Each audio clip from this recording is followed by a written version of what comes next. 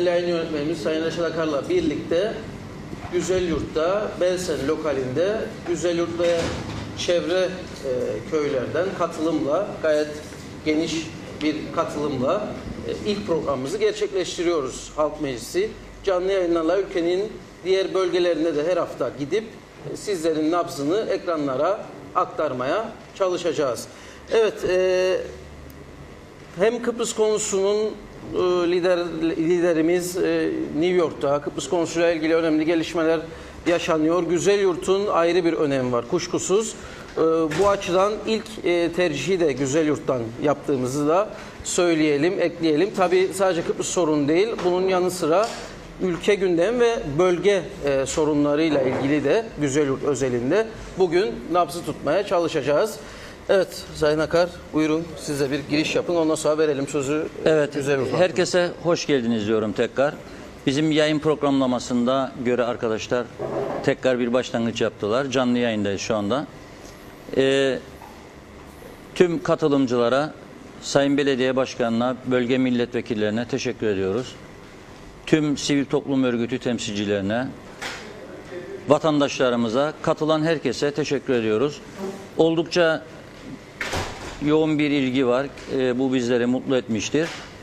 Biz Kıbrıs sorununun bu gelmiş olduğu aşamada hem bugüne kadar yürütülen müzakere sürecinde kamuoyuna yansıtılanlar ve merak edilenler, bir de bölgelerdeki insanlarımızın hassasiyetlerini hem kendi liderliğimize, müzakerecilerimize hem de Güney Kıbrıs'ın liderliğine aktarabilmek açısından bunları gerçekleştiriyoruz. Çünkü iş artık bittikten sonra ortaya konacak görüşlerin pek bir faydası olacağını düşünmüyoruz. O nedenle de biz Diyalog Medya grubu olarak New York'a 45 dakikalık bir görüşme olacağını açıkladı Rum lideri ve bu görüşmede herhangi bir hakemlik veya takvim kabul etmeyeceğini söyledi. Yani bir sonuç beklemediğini açıkladı. Sembolik bir görüşme olacak şeklinde. Dolayısıyla biz New York'ta olmak yerine kendi insanlarımızın içerisinde olalım. Kendi bölgelerimizi gezelim. Köylerimizi gezelim, kentlerimizi gezelim ve insanlarımızın görüşlerini yansıtalım. Bunların içerisinden elbette yaralanacak kısımlar olacak. Bundan gereken dersler alınsın, gereken bilgiler, görüşlerden yaralansın liderliğimiz. Bu amaçla birinci bölümde Kıbrıs konusunun konuşulmasını programladık arkadaşlarımızla. Tabii bu arada çözüm olsun veya olmasın iç sorunlarımız vardır. Çiftçinin, köylünün, hayvancının, esnafın, sanatkarın, hemen hemen herkesin sorunları vardır. Mahkemelerdeki davalarda çok ciddi patlamalar vardır. Esas bu gibi sorunların da gündeme getirilmesi ve hem hükümet ortaklarına hem parlamentomuza, siyasi partilerimize halkımızın bizzat kendisinden gerekli mesajların verilmesi büyük yarar sağlar ve demokrasimizin gelişmesine katkı sağlar düşüncesindeyiz. Çünkü artık küçük bir ülkede gittikçe artan sorunlar karşısında daha fazla ilgisiz ve tepkisiz kalınamayacağını da görebiliyoruz. Halkımızın önemli bir kısmının bunalımda olduğunu görüyoruz. Bu koşullar altında, böylesi bir psikolojik ortamda Kıbrıs konusunda da sağlıklı bir sonuca gitmenin zor olduğunu da görüyoruz. İşte o nedenle bu toplantıları başlattık. Bu toplantılarda arkadaşlarımızın da söylediği gibi herkesin görüşlerine saygılı olacağız. Ama tabii ki yayın ilkeleri vardır. Bizi denetleyen yayın yüksek kurulu vardır. Bu yasakları da bilerek kişilere normal ölçülerde eleştirilerimizi de yaparak, burada olmayanları da dikkate alarak bu eleştiri yaparken bu şekilde bir güzel gece geçirmeyi diliyorum. Burada muhalefet partilerinden daha çok siyasetçinin olduğunu da gözlemledim. İktidar partisinin milletvekillerinin burada olmaması dikkat çekicidir. Çünkü biz 3-4 gün önceden bu duyuruları yaptık. Onların da burada olmasının özellikle iç sorunlara yönelik konular konuşulduğu zaman büyük katkısı olurdu diye düşünüyorum. İnşallah daha sonraki toplantılara katılırlar veya buradan çıkacak sesleri, mesajları iyi algılarlar. Sizlerden gelecek görüşleri diye düşünüyorum. Bunu da belirtmek istedim bu toplantının başında. Tekrar herkese katılımları için teşekkür ediyorum. Ve dilerseniz sırayla hemen hemen vaktimiz vardır. Herkes konuşmak isteyen konuşacak. Ama bölgenin temsilcisi olarak Sayın Kaymakamımız burada, Sayın Belediye Başkanımız burada. Onlara bir kısa açılış konuşması için bir söz verelim. Sonra herkes dileyen arkadaşlar devamında mikrofonu alıp konuşabilir. Evet, öncelikle teşekkür ediyorum. Güzel Yurt'tan program açık akışı içerisinde ilk tercih yapmanız bizleri mutlu etti. Öncelikle tabii ki kentimizde, bölgemizde yaşayan insanların da bu akşam buraya ilgi göstermesi de ayrı bir onur vesilesi diye kabul ediyorum. Şimdi öncelikle şunu vurgulamam gerekir. Kıbrıs konusu önemli. Ülkemiz için önemli, dünya için önemli. Tabii bu sürece gelirken geçtiğimiz devreleri de unutmadan nereden nereye geldiğimizi de görebilme olanağını iyi değerlendirmemiz gerekir. Biliyorsunuz 1960 Kıbrıs Cumhuriyeti kuruluşundan bugüne kadar belli evreler yaşamış Kıbrıs konusu ve 1974'te 15 Temmuz ve sonrasında 20 ve 16 Ağustos'da gelişmiş.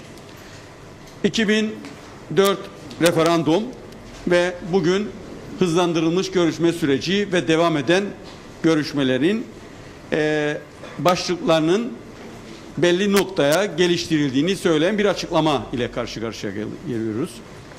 Tabii yerel yönetici olarak bu süreçte neredeyiz sorusunu da kendimize sürekli soruyoruz ve talep ediyoruz.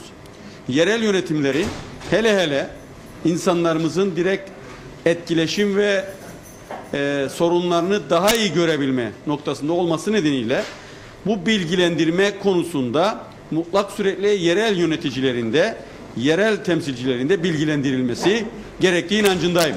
Daha sağlıklı bir referandum, olası bir referanduma ülkemizi taşıyabilmek adına.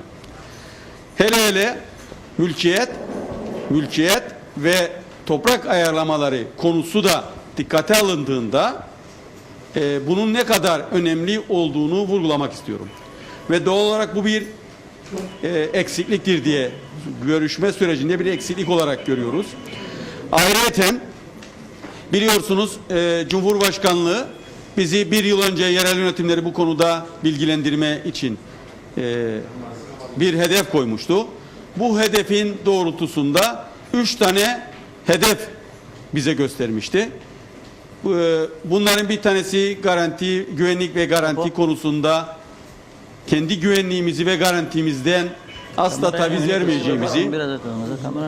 İkinci önemli noktanınsa insanlarımızın yerinden fazla oynamayacağı bir anlaşma için masaya oturduğunu ve bunların da üçüncüsü ise dönüşümlük başkanlık konusunda da asla taviz vermeyeceğimiz konusunda bir görüş bizimle paylaştık.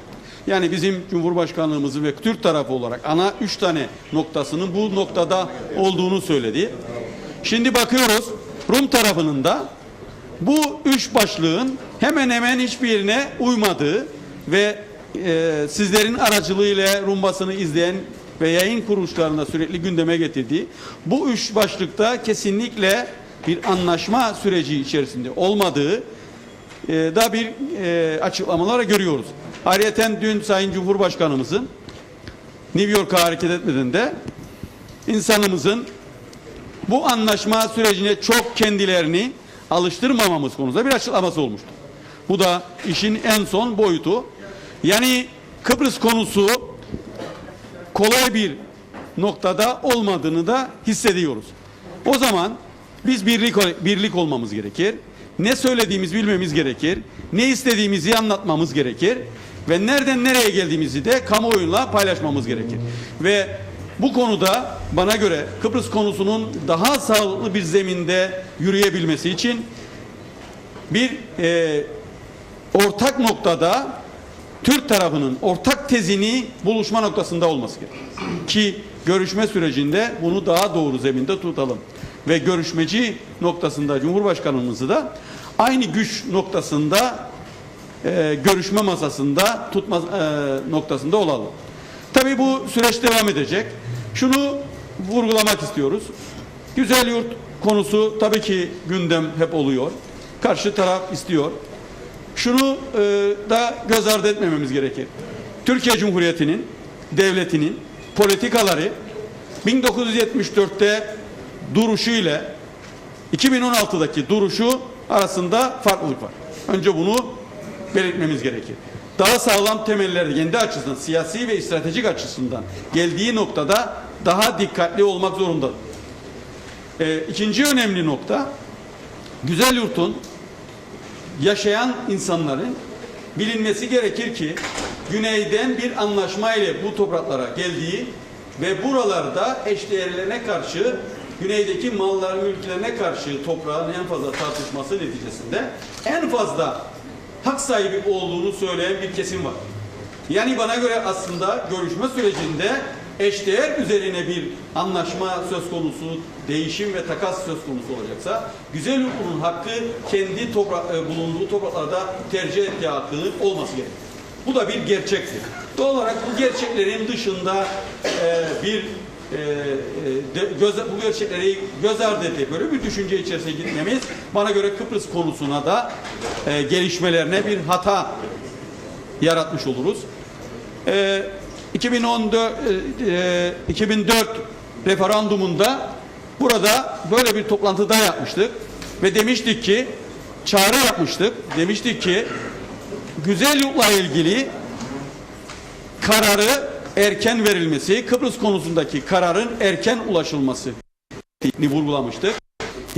Geçen 14 yıllık 13 süreçte gerçekten 12 yılın mukayesesini daha da zor koşullara taşıyabileceğimizi de söylemiştik.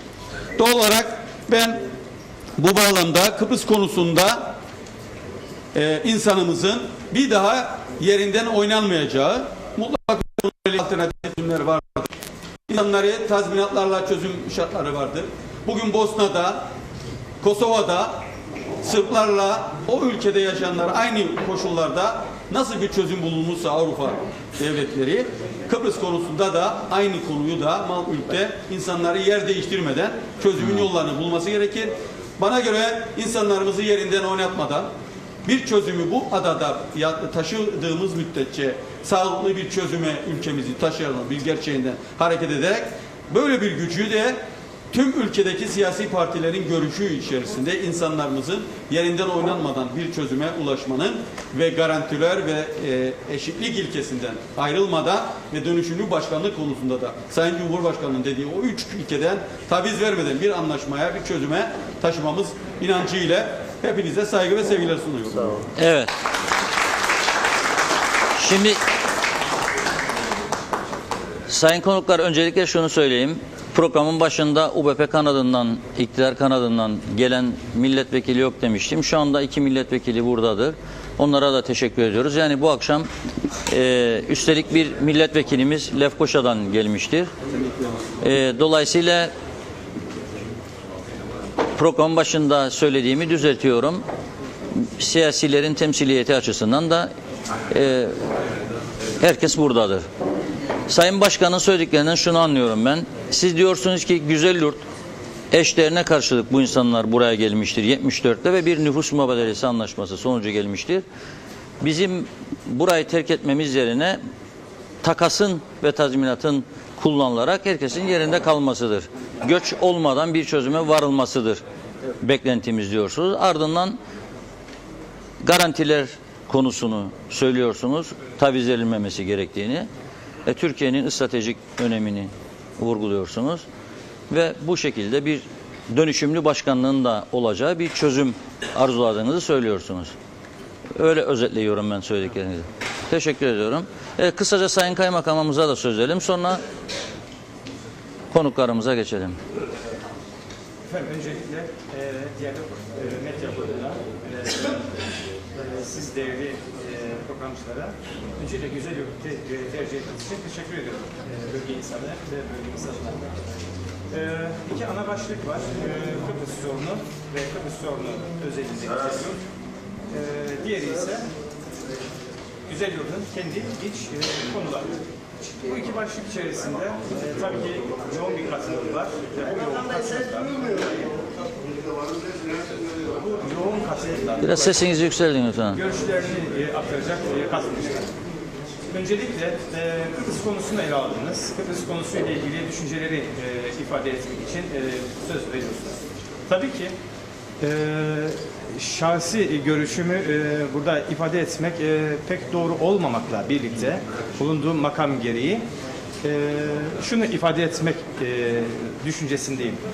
Özellikle ülkemizde çok değerli cumhurbaşkanları geçmişte ve bugünlerde görev yapmakta.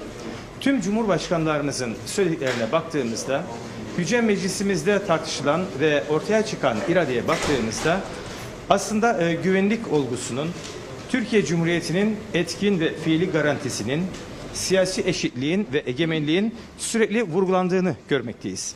Dolayısıyla farklı yelpazede olsa da gerek partilerimiz, gerekse sayın cumhurbaşkanlarımız, liderlerimiz ve görüşmeci heyetlerimiz aslında temeldeki bu olgulara hepsi destek vermekte, yürek vermekte. Dolayısıyla sağlanacak olan bu görüşmeler sonucunda sağlanması düşünülen, murat edilen bir çözümde, bir antlaşmada özellikle güvenlik olgusunun Kıbrıs Türk insanı için, Kuzey Kıbrıs Türk Cumhuriyeti'nde yaşayan vatandaşlar için olmazsa olmazların başında geldiğini saymamız gerekiyor. Türkiye Cumhuriyeti'nin etkin ve fiili garantisinin en büyük hasletlerden biri olduğunu ifade ediyor tüm cumhurbaşkanlarımız. Bunu teslim etmek gerekiyor. Çünkü halkımız büyük göçler yaşadı, büyük savaşlar, büyük sıkıntılar yaşadı. Tabii ki çözümden yana, tabii ki barıştan yana, ancak bunun sağlam temellerde ve bir daha geriye dönüşü mümkün kılmayacak bir noktada görmek istiyorum. Siyasi eşitlik dünyanın birçok yerinde gördüğümüz sıkıntıları doğurmayacak bir siyasi eşitlik taşıması gerekiyor. Sadece kağıt üzerinde değil, gerçekte, fiili hayatta da bunun birebir yaşanması gerekiyor. O yüzden üzerinde belki durulması gereken en önemli başlardan bir tanesi. Egemenlik tartışılmaz. Yüce Atatürk'ün de söylediği gibi ve tabii ki halkımızın da hasletle beklediği gibi egemenlik kavramını hiç sulandırmamamız gerekiyor. Özetle söylemek gerekirse Sayın Cumhurbaşkanı'na, geçmişteki Sayın Cumhurbaşkanlarına, şu anda iktidarda olan hükümetimize ve meclisimize güvenimin en azından tam olduğunu ifade etmek durumundayım bu noktada. Evet. İşbirliği ve fikir birliği içerisinde görüşmeleri iyi bir neticeye götüreceklerine inanıyorum. Türkiye Cumhuriyeti ile birlikte iyi bir dış politika güdüldüğünü görmekteyim. Dolayısıyla benim endişem pek fazla yoktur. Kuzey Kıbrıs Türk Cumhuriyeti'nde yaşayan halkımızın ve Kıbrıs Türk insanının bu süreçte gerek liderliğine, gerekse hükümetine ve Yüce Meclis'e güvenerek olayı takip ettiğini biliyorum. Hayat devam ediyor. Hayatın devam ettiği gerçeğinden hareketle özellikle Güzelyurt'ta üretmeye devam etmeliyiz. Yerli üretime güç vermeliyiz ve üreticimizin, esnafımızın her zaman yanında olmalıyız. Bu değerlerimize sahip çıktığımız müddetçe elimiz kuvvetlenecektir ve mutlaka haklarımıza, beklentilerimize olumlu yanıtlar alacağız. Bu noktada ben teşekkür ediyorum. Sağ olun, sağ olun. Bir kez daha geldiğiniz için. Evet. Biraz vatandaştan alalım düşünceleri, görüşleri. Yalnız çok fazla uzatmadan kısa kısa farklı konulara değinmemiz açısından kısa gidersek Şinasi hocamızdan başlayalım. Sonra dönelim Reşat kardeşimize. Evet. Sayın milletvekillerimiz, sayın kaymakam ve kim var başka? Değerli belediye başkanım solumda. Hepiniz ve diğer tüm vatandaşlar hepiniz hoş geldiniz. Özellikle ben zaten arkamda biri olduğumu konuşamam. Onu söyleyeyim. Şimdi bir Yani bu bilgi akşam- vereyim size. Mikrofonlar yayın içindir. Ses için değil. Yani Tamam. salon için değil. Sesimiz- ne kadar Yüksek yüksek konuşun. konuşursak Sesimiz dinleniyorsa tamam. Evet değerli arkadaşlar, özellikle ve bilhassa Diyalog Medya Grubu'nun Güzel Yurt'un bütün sorunlarını güncel ve genel olarak yanlamak üzere her zaman sesimizi duyurmakta aracı olan Diyalog Medya Grubu müdür, üye, aile ve başyazarı olarak her zaman yanımızda olmasından dolayı ve bir de bu akşam üstüne üstlük Kıbrıs konusunun en civcivli günlerinde görüşmelerin devam ettiği bu süreçte halkın nabzını tutulması bakımından ayağımıza kadar gelen bütün Diyalog Medya Grubu'na hassaten ve bilhassa çok çok teşekkür ederim sizin adınıza. Evet, şimdi Diyalog Medya Grubu'nun bu akşam başlıklı soruları vardır. 3 taneydi galiba sorularınız. Onlara bir bakalım ve Kıbrıs sırasıyla konusu işte. onları Başta evet, Kıbrıs konusu. konuşalım. Halk nasıl bir çözüm ister diye bir soru var burada. Ben çok değişik bir üslubum var. Bize soran da mı var? Bize soran da mı vardır ki biz beyan edelim?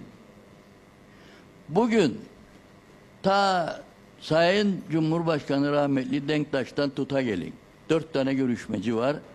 Hiç kimsesi bizim adımıza günlük, haftalık, aylık yapmış oldukları görüşmeler hakkında hiçbir zaman bize bilgi vermediler. Hep Rum tarafından sızdırılan basın yayın organlarından öğreniyoruz. Bu nasıl bir mantıktır ben anlayamadım. Yani şunu bir daha arz edeyim. Ben bu akşam Şinasi Özdeş'im. Sadece o kadar. Emekli öğretmenim. Çünkü başka title'larımız da var bizim. Başka başlıklarda değilim yani. Bu akşam sizin eski bir öğretmeniniz, eski bir mücahit komutanı olarak konuşuyorum. Bunu bilhassa arz etmekte önemli gördüm. Devam edelim şimdi yolumuza. Şimdi bu gizlilik, bu al-ver süreçleri masada bizim adımıza yapılan pazarlıklarda bize hiç bilgi verilmeden nasıl sona erdirilecek?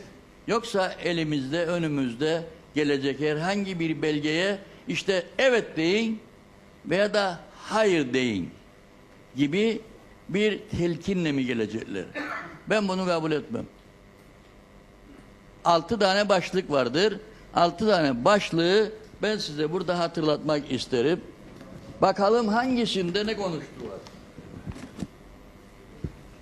Evet. Yönetim ve güç paylaşımı. Bunun içeriğinde ne var?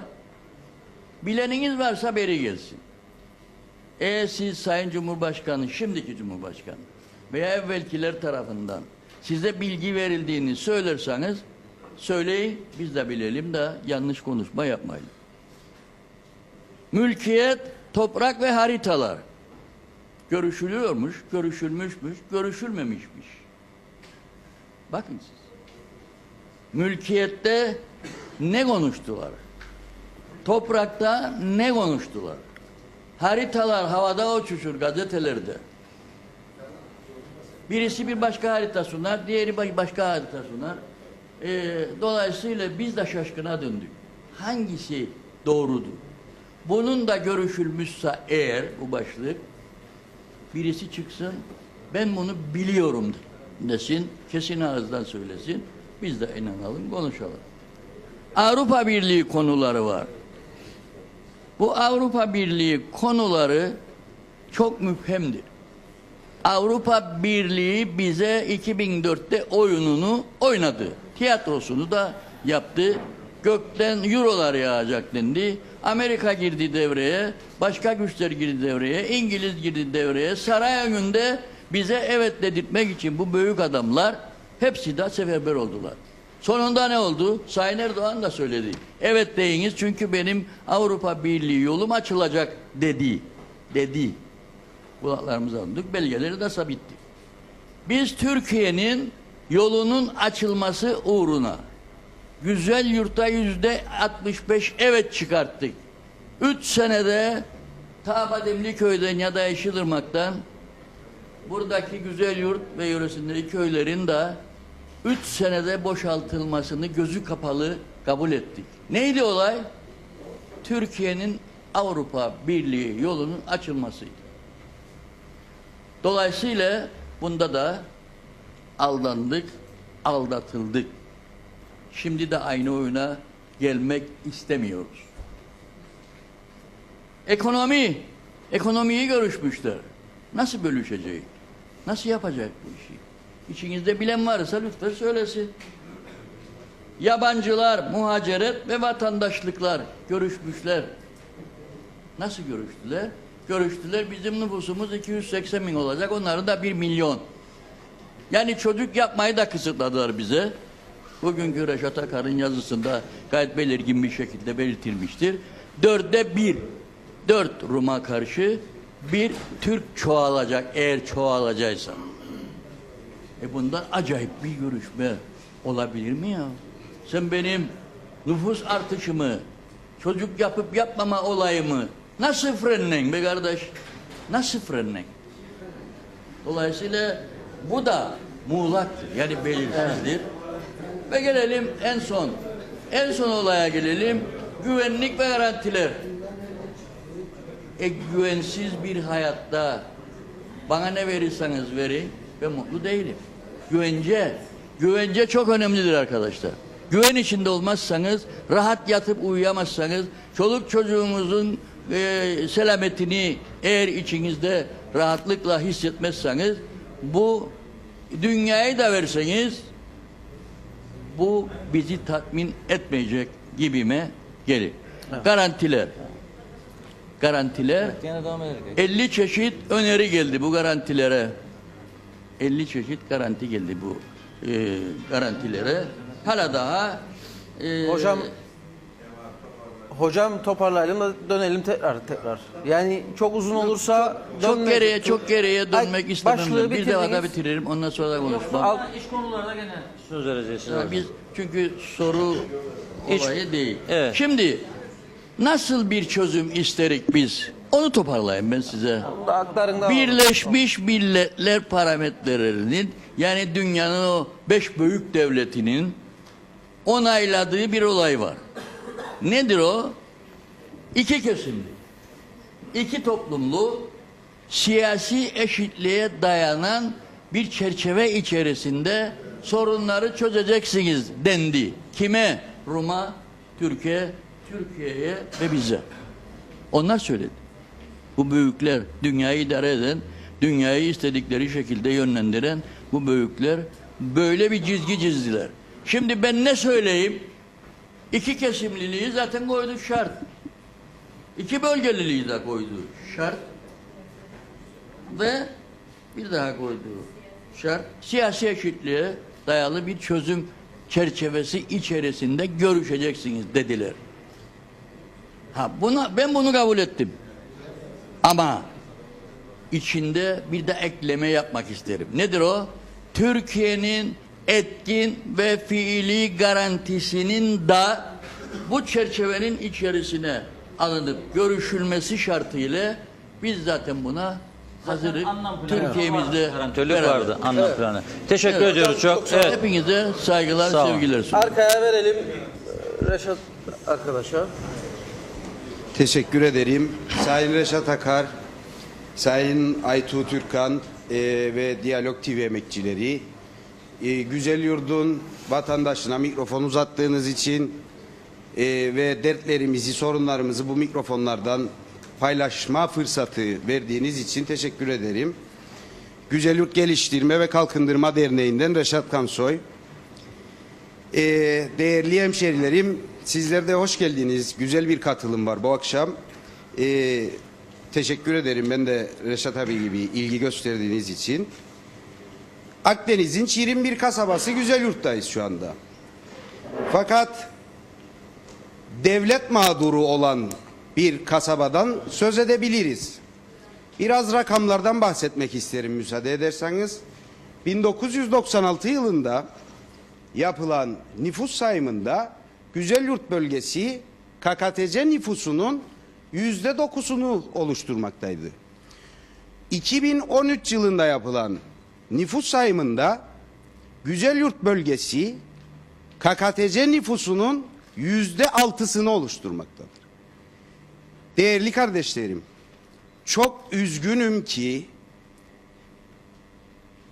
üretimden koparılan siyasi belirsizlikten dolayı dalga dalga göç veren bir bölgede onurlu yaşam mücadelesi veren geriye kalan arkadaşlar için onları da selamlamak istiyorum buradan. Üzgünüm çünkü 75 bin dönüm olan Canlı Narenciye Bahçesi 1976 yılında bugünlerde 35 bin dönüme düşmüştür. İstikrarsız hükümetler sebebiyle devletin yani bizim kurumumuzun eli zayıflatılmış ve bu en çok da Güzelyurt bölgesine yansımıştır. Doktorsuz hastanelerden bahsediyoruz. Öğretmensiz ilkokullardan bahsediyoruz. Ve bu onurlu yaşam mücadelesi veren insanlar devlet eliyle hak ettikleri siyasi çözümleri alabiliyorlar mı? Yatırımları alabiliyorlar mı? Bunları sorgulamak aklımıza geliyor mu? 2010 yılında Güzelyurt Lefkoşa çift şerit ana yolu hizmete girdi. 6 yılda 18 değerli insanımızı ölümlü trafik kazasında aramızdan uğurladık. Sebebini sormak aklımıza geliyor mu? Çünkü birileri bize geçici yatırımlarla umut pompalamaya, yarını daha güzel göstermeye çalışıyor. Halbuki 2010 yılında yapılan bir yol dünya standartlarına göre güvenli olması gerekmez miydi değerli arkadaşlar? Ve sevgili arkadaşlar, 2005 yılında dönemin hükümetinin bölgesel gelişme ve kalkınma planı adı altında bir plan Bakanlar Kurulu'ndan onaylanmış ve geçmişti. Bu plan bizim bir umut ışığımız olmuştu. Göçü yavaşlatmak, iktisadi kalkınmayı başlatmak, kenti korumak, kenti büyütmek, istihdamı, aşı ve işi artırmak için çok ciddi bir umut kaynağımız olmuştu. Peki ne yaptı bu istikrarsız hükümetler? Rafa kaldırdı. Orta Doğu Teknik Üniversitesi'nin, sivil toplum örgütlerinin, şehir planlama dairesinin müdahil olduğu bu bölgesel gelişim planını rafa kaldırmıştır. Bizim özellikle de Güzelyurt'un öncelikli kalkınma bölgesi olmasını her zaman hükümetlere hatırlattık sivil toplum örgütleri olarak. Her zaman bu konularda kendi çabamızla uzman görüşleri alarak neyin nasıl olabileceğini anlattık. Neydi bu 2005'te yapılmak istenen plan? Akdeniz Sahil Şeridi yolu projesiyle turizmin, agro ve eko turizmin 1500 yatak kapasitesine getirilmesi ve dolayısıyla turizmde de Güzelyurt'un bir adım atarak istihdam alanının genişlemesi. Böyle bir yatırım oldu mu 11 yılda? Olmadı. Biz ne yapıyoruz? Talep edemiyoruz. Talepkar olmayı öğrenmeliyiz değerli arkadaşlar. Bu konuda talepkar olmayı öğrenmeliyiz. Bakınız az önce Lefkoşa Güzelyurt yolundan örnek verdim. Siz dünyanın başka bir yerinde askeri tatbikat dolayısıyla başkente ulaşımın kapandığını duydunuz mu? Herhangi bir ilçenin başkentine yolunun askeri tatbikat nedeniyle belli dönemlerde kapandığını duydunuz mu?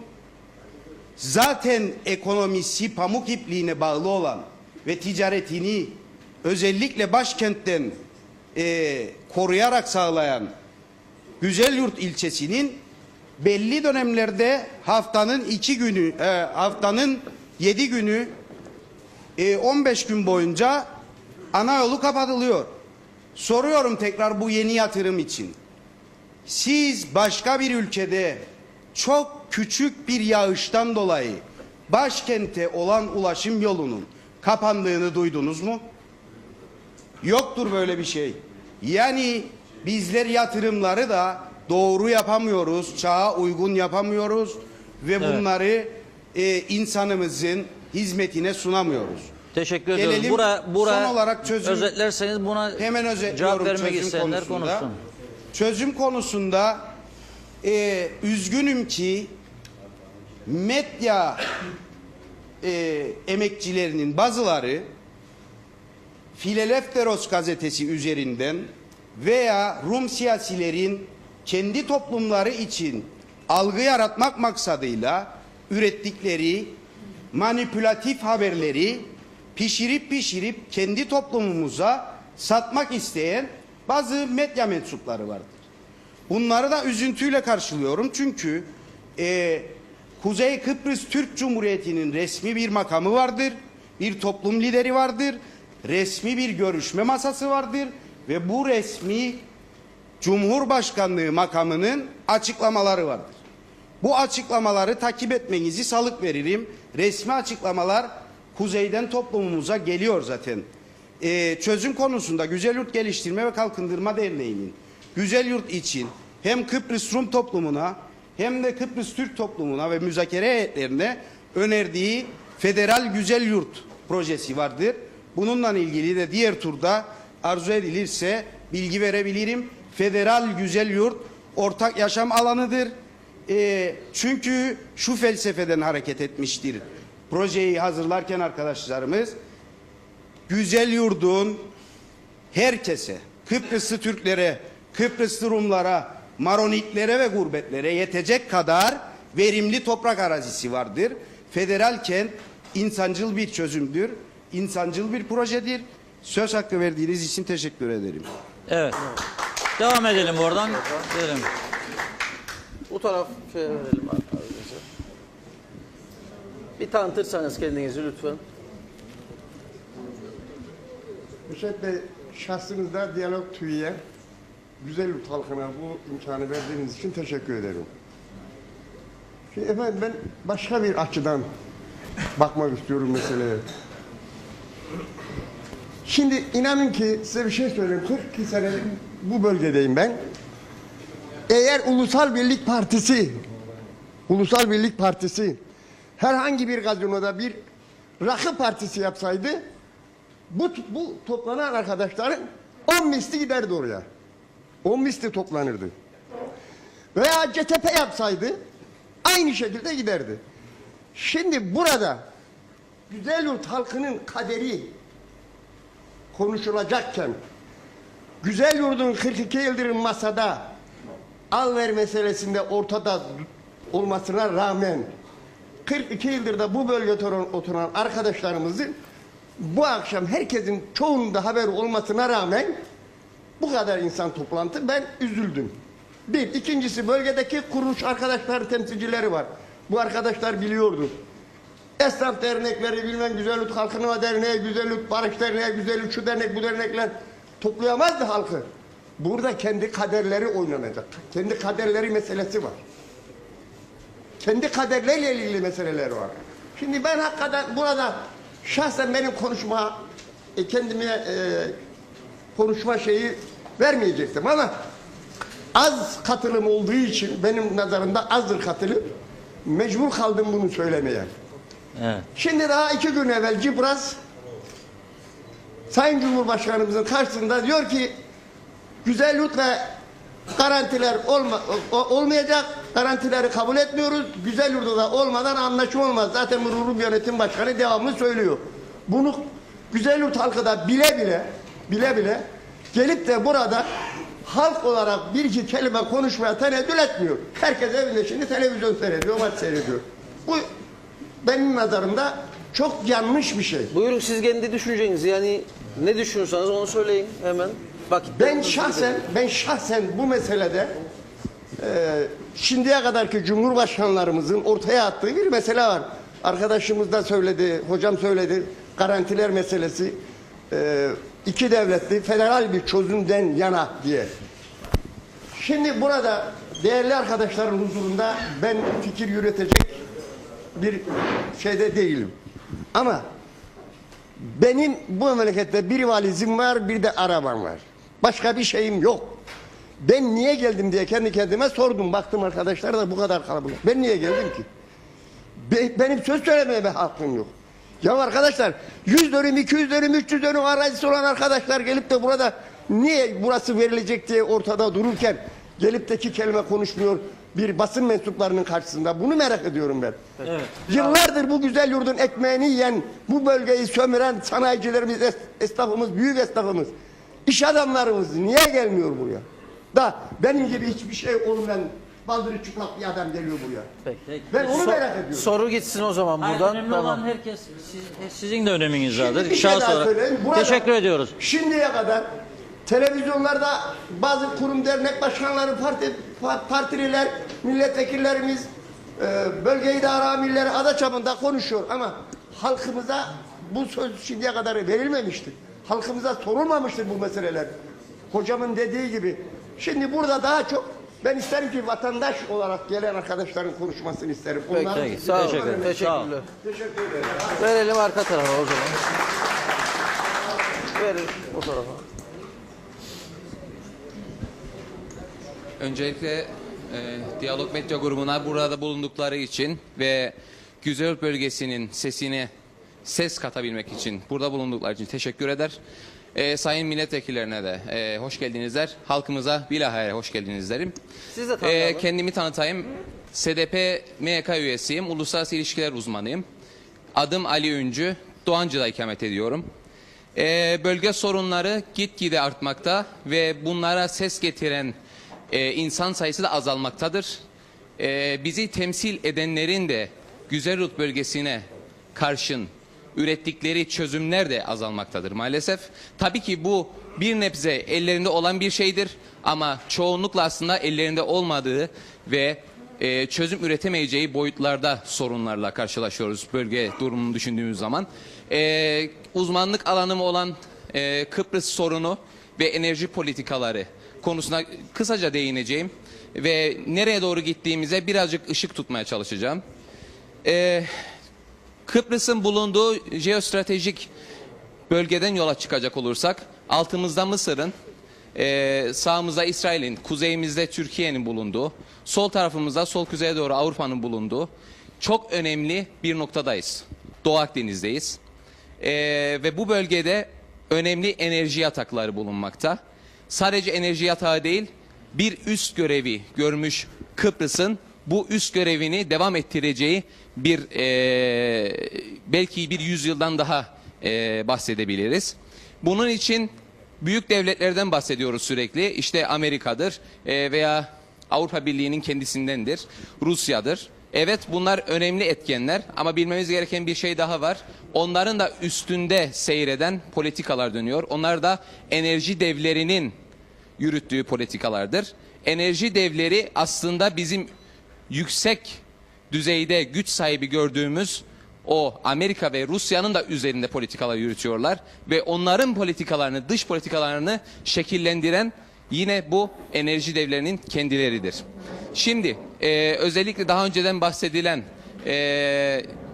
Kıbrıs'ın etrafında bulunan, İsrail'in yataklarında bulunan ve sonrasında Mısır'da neredeyse 2 katında fazlasında bulunan enerji yataklarının bir şekilde Avrupa'ya gönderilmesinin en karlı yolunun Türkiye üzerinden sevkiyatı konuşulmuştu.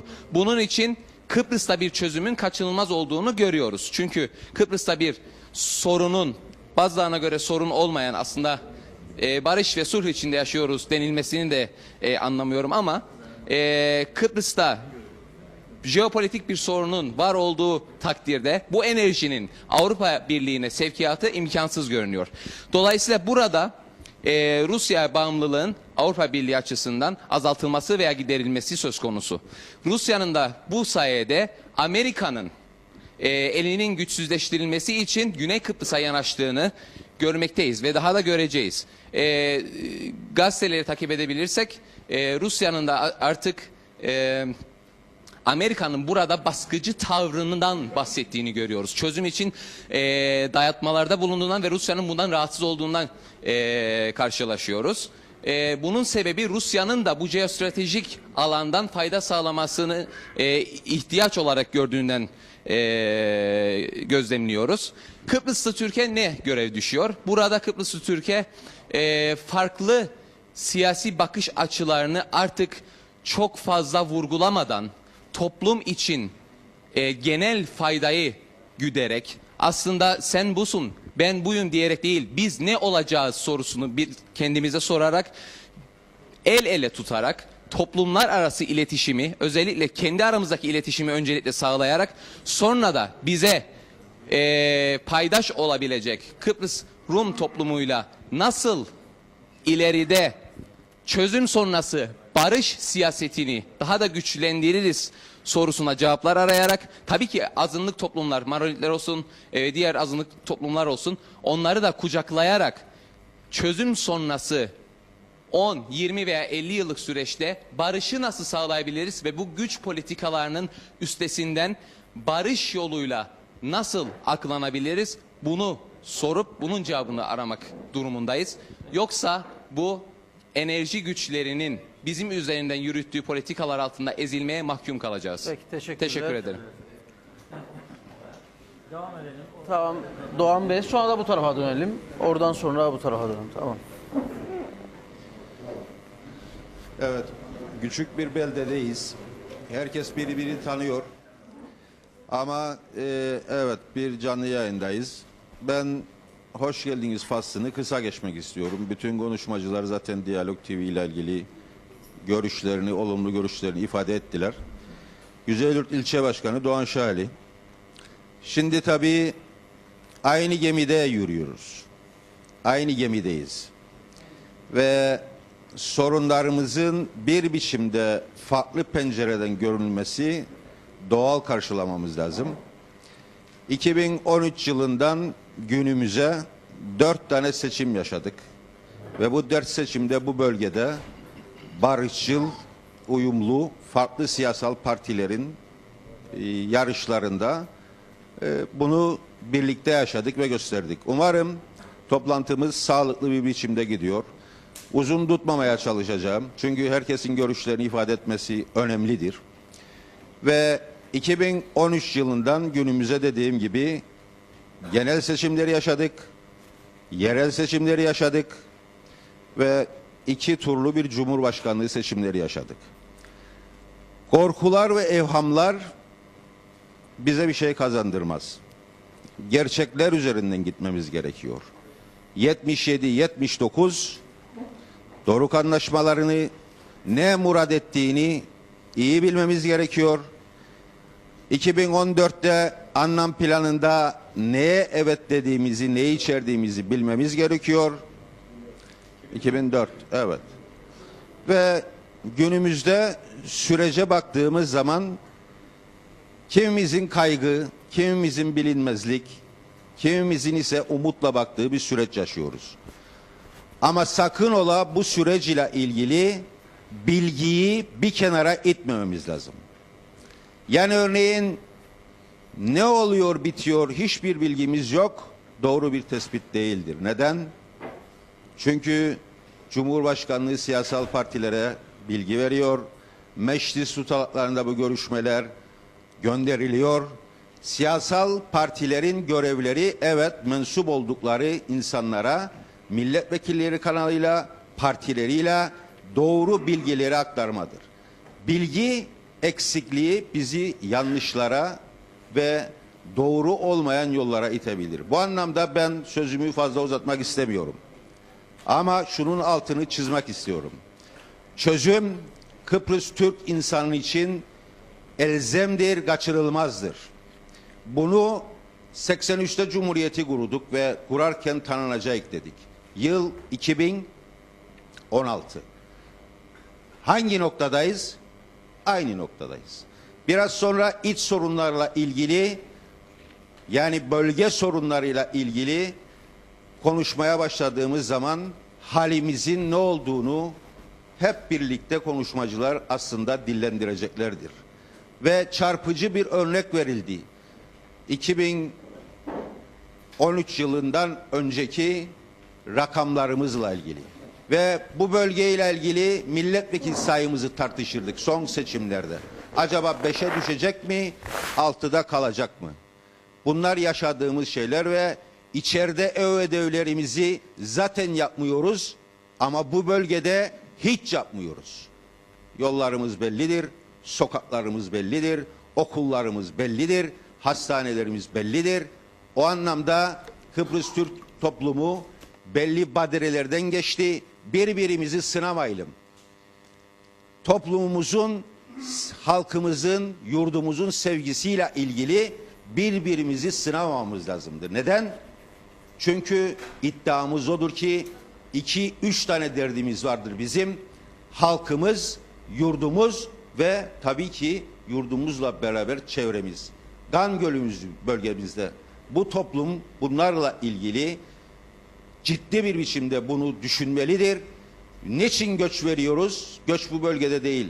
Eğitimli insanlarımız artık İstanbul'da, benim oğlum vardır 90 doğumlu, hukuk okudu, charter account yaptı ama şimdi Rum tarafında bir firmada çalışıyor kendi çabalarıyla. Ama benim derdim o değil. Benim derdim o nesilde, o kolejdeki nesile bakıyorum. Mezun olanlar İstanbul'dadır, Londra'dadır, New York'tadır. Bizim bu tanınmamışlıkla, bu cenderede gideceğimiz yol yoktur. Onun için bu işte lütfen hepimiz yurdumuzu seviyoruz, halkımızı seviyoruz. Bunu bir yarışa döndürmeden ve dünya gerçeklerini de görerek, algılayarak bizim 77'den beri çözümüyle ilgili süreçleri iyi izlememiz lazım. Ve son sözümü söylemek isterim. Kıbrıs Türk halkı 2013'te kararını verdi. Birilerini meclise gönderdi. Aldıkları destek oranında temsil ediliyorlar. Ondan sonra yerel seçimleri yaptık. Onda da ne yaptığıyla ilgili ve en önemli noktaya geliyorum. 2014-15 yılında daha 1,5 yıl bile dolmadı. Kıbrıs Türk halkı liderini %60 kusur bir oyla Cumhurbaşkanı'na gönderdi. Yani irade oradadır ve o kişiyle ilgili güvenimizi evet Napılay'la ilgili izleyelim. O süreciyle ilgili Cumhurbaşkanlığında bizim toplum için, bu halk için, bu yurt için defaatle bu konular gündeme geldi. Başka bir gayle yoktur. Bununla ilgili rahatlamamız lazımdır. Çünkü neticede söylenen bir şey vardır. Hocam katılırım sözüne. Biz anlamadığımız, bilmediğimiz bir şeye onay vermememiz lazım. Yeterli bir sürenin olması lazım. İnsanımızın anlaması lazım. Ama barışın ve çözümün değerini asla aşağıya çekmememiz lazım. Ve özellikle bu sorunlu bölgede ve tartışmalı bir bölgede bizim bir açık düşünmemiz lazım. 2004'te de çıkan referandumla oyla ilgili ve onu bir tarihe havale ediyoruz. Ama 1,5 yıl önce Cumhurbaşkanlığında çıkan oy oranı, bir yanlış ifade kullanmak istemiyorum, diğer bölgelerden fazla birinci bir iradeye oy verildi. Bunları dikkate almamız lazım. Bu demek değildir ki kaygıları, eksiklikleri görmeyelim, anlamamaya çalışalım. Biz anlamaya çalışıyoruz ama barışın ve çözümün değerini biz unutmamamız lazım ve değerini bilmemiz lazım. Çok teşekkür ederim. Sayın Şahali. Buraya gelelim, sonra da dönelim bu tarafa.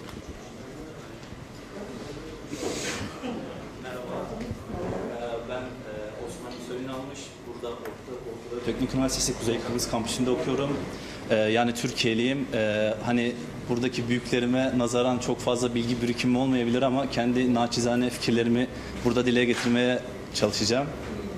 Öncelikle Türkiye'de, Türkiye adına konuşmak istiyorum hani kendi çapımda.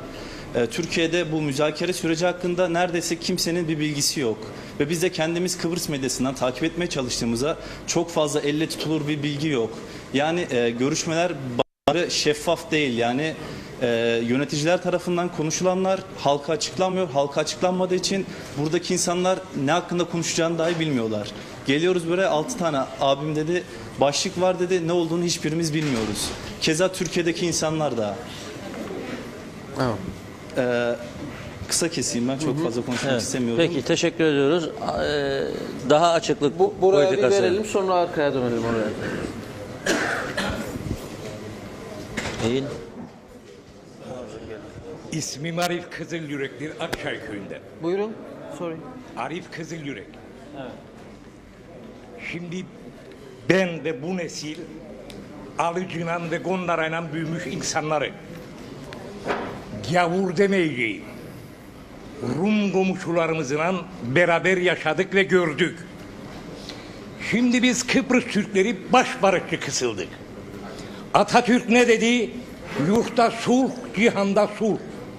Biz de barıştan yanayız ama nasıl bir barış? Tüm Rum vatandaşlarımız bir çocuk ki bir şiiri ezberler. Hepsi de barış olmak için bu memlekette ilk şartları hepsi aynı. Türk askeri kaçacak, Türkiye'liler kaçacak ve biz Kıbrıslıyız. Biz Kıbrıslar beraber yaşayabiliriz. Peki ben 74 önce Breşilloykan Kıbrıslı değildim. Benim Türk bayrağımı indirmeye çalışırken ben o zaman Türk değil miydim, insan değil miydim? Şimdi ben gayet rahatım barış konusunda. Şu anda Cumhurbaşkanımız Sayın Akıncı her gün görüşme yapmaktadır. Rumlara önersin ve desin ki gelin size tüm Kıbrıs'ı vereceğiz. Bize de 5 parmak dağların arkasını verin. Gene razı değiller. Gene bize vermezler. Bu aldığımız nefes var ya, bunu bize çok görürler. Biraz önce bu arkadaşım burada dedi ki yanlış anlamasın. Güzelyurt öyle bir güzel yerdir ki yani Maronikleri de sayar, Rumları da sayar. Acaba razı mılar? Ya biz burada yaşarken gece gündüz Kadanhomena, işgal bölge.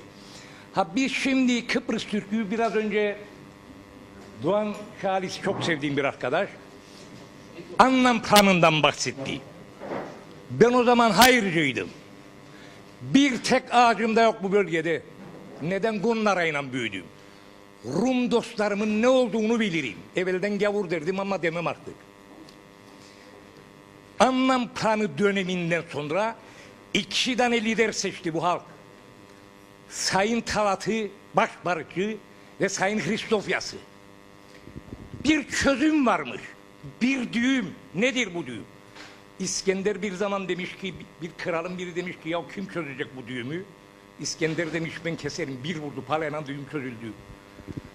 Bu çözümü Rumlar bize hiç hak, yani yaşam şansı vermez. Evet barış iyidir, evlatlarımız ölmesini yapmasın. Şu anda Suriye'de binlerce insan ölüyor her gün. Hani o Birleşmiş Milletler, hani o insan hakları. Tüm bu Avrupa, İngiliz bilmem hep Kıbrıs'la ilgilenir. Benim şimdi ne ovadan bir Türk kaybolur, ne yollardan. Barış 74'te gerçekleşti. Hepinize teşekkür ederim. Peki.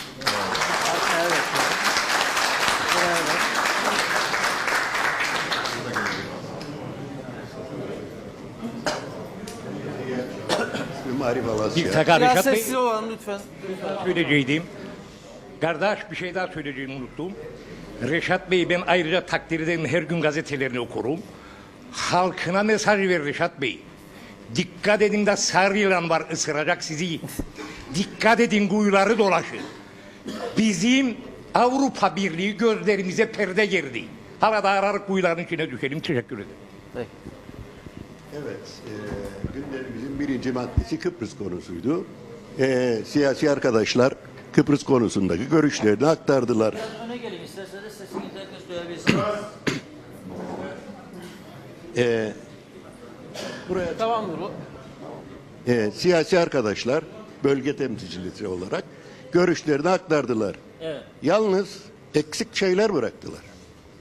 Bugün görüşme masasında görüşülen 11 Şubat belgesidir. Bir daha bu 11 Şubat belgesine gelinceye kadar 77-79 barış anlaşmalarında görüşmelerinden tutun bugüne kadar gelen her şeyin son kalan özetinin 6 maddesidir.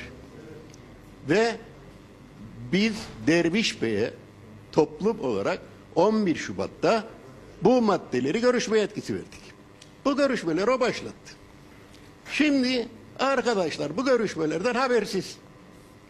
Cumhurbaşkanı bilgi vermiyor.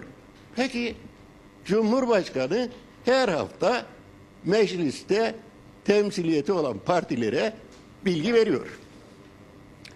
Her hafta görüşmeci başkanı mecliste her partinin bir vekiline bilgi veriyor.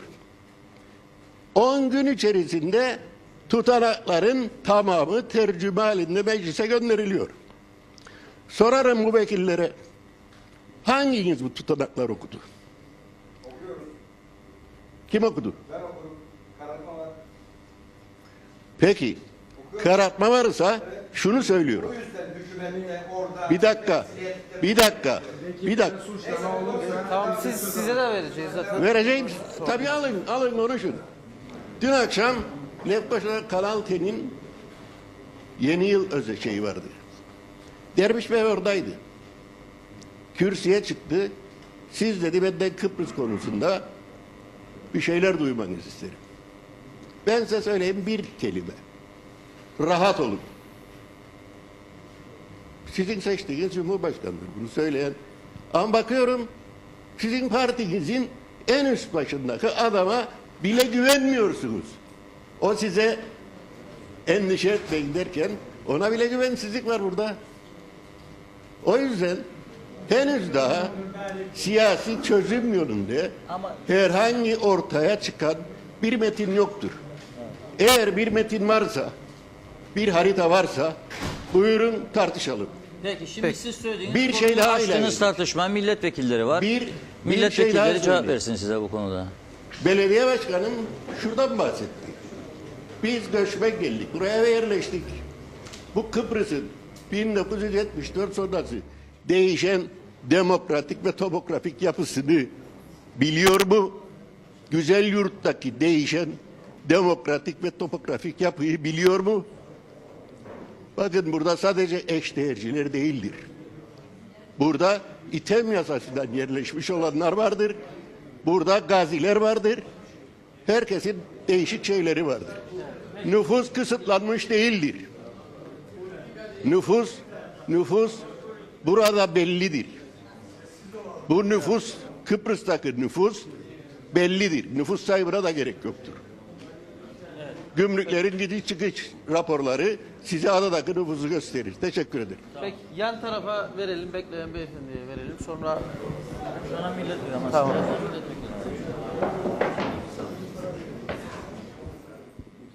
Sayın Başkan, değerli milletvekilleri, değerli güzel yurt halkı, bu geceyi düzenleyen Reşat Bey'e çok teşekkür ederim. sizi de tanıyalım lütfen. Konu Kıbrıs konusudur. Benim ismim Hasan Alsakal, Güneşköy'de ikametliyim. Kıbrıs konusuna gelince, Kıbrıs konusu Rum'un ifadesine göre 1974'te başladı. Değerli kardeşlerim, ben 1963 göçmeniyim.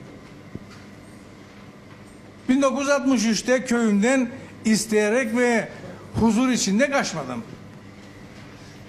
Göçmen olmam için bizleri bu noktalara iten Rumların ortaya yarattığı sorunlardan dolayı huzursuz olduğumuz için göçmen olmak mecburiyetinde kaldık. Şimdi Kıbrıs konusunda bir çözüme gidilmesi gerekir. Çözümü hepimiz arzu etmekteyiz. CTP'lisi, UVP'lisi, TKP'lisi. Bunda ayrım yapmamamız lazım. Tüm Kıbrıs Türk'ü çözümden yanadır. Ancak bu çözüme ulaşabilmemiz için gasp edilen haklarımızı elde etmemiz gerekir. Şimdi işte güzel yurdu verelim veya iskeleyi verelim, Magosa'yı verelim ve bir çözüm olacağına inansak, evet verelim. Ama görüyorum ki karşı tarafta Rum arkadaşlarımız ve Kıbrıslı dostlarımız sadece güzel yurdu değil, adanın tümünü talep etmektedir. Bizleri zaman kazanmaları için çözüme gidiyoruz, çözüm istiyoruz, çözümden yanayık ama gördük ki 2003-2004'te yapılan referandumda çözüm isteyen taraf kim olduğunu ortaya koyduk. %65 evet ile %83 hayır diye çıkmıştır. İşte Rumlar şimdi bir referandum yapsa gene Rumlar %83-%85'lerde hayır diyecekler. Çünkü onların mealo ideaları var. Bu mealo idealarına karşı adamlar dırnak kadar taviz vermek istemiyor. Asla mealo idealarından vazgeçmediklerini ortaya koyuyorlar. Bugün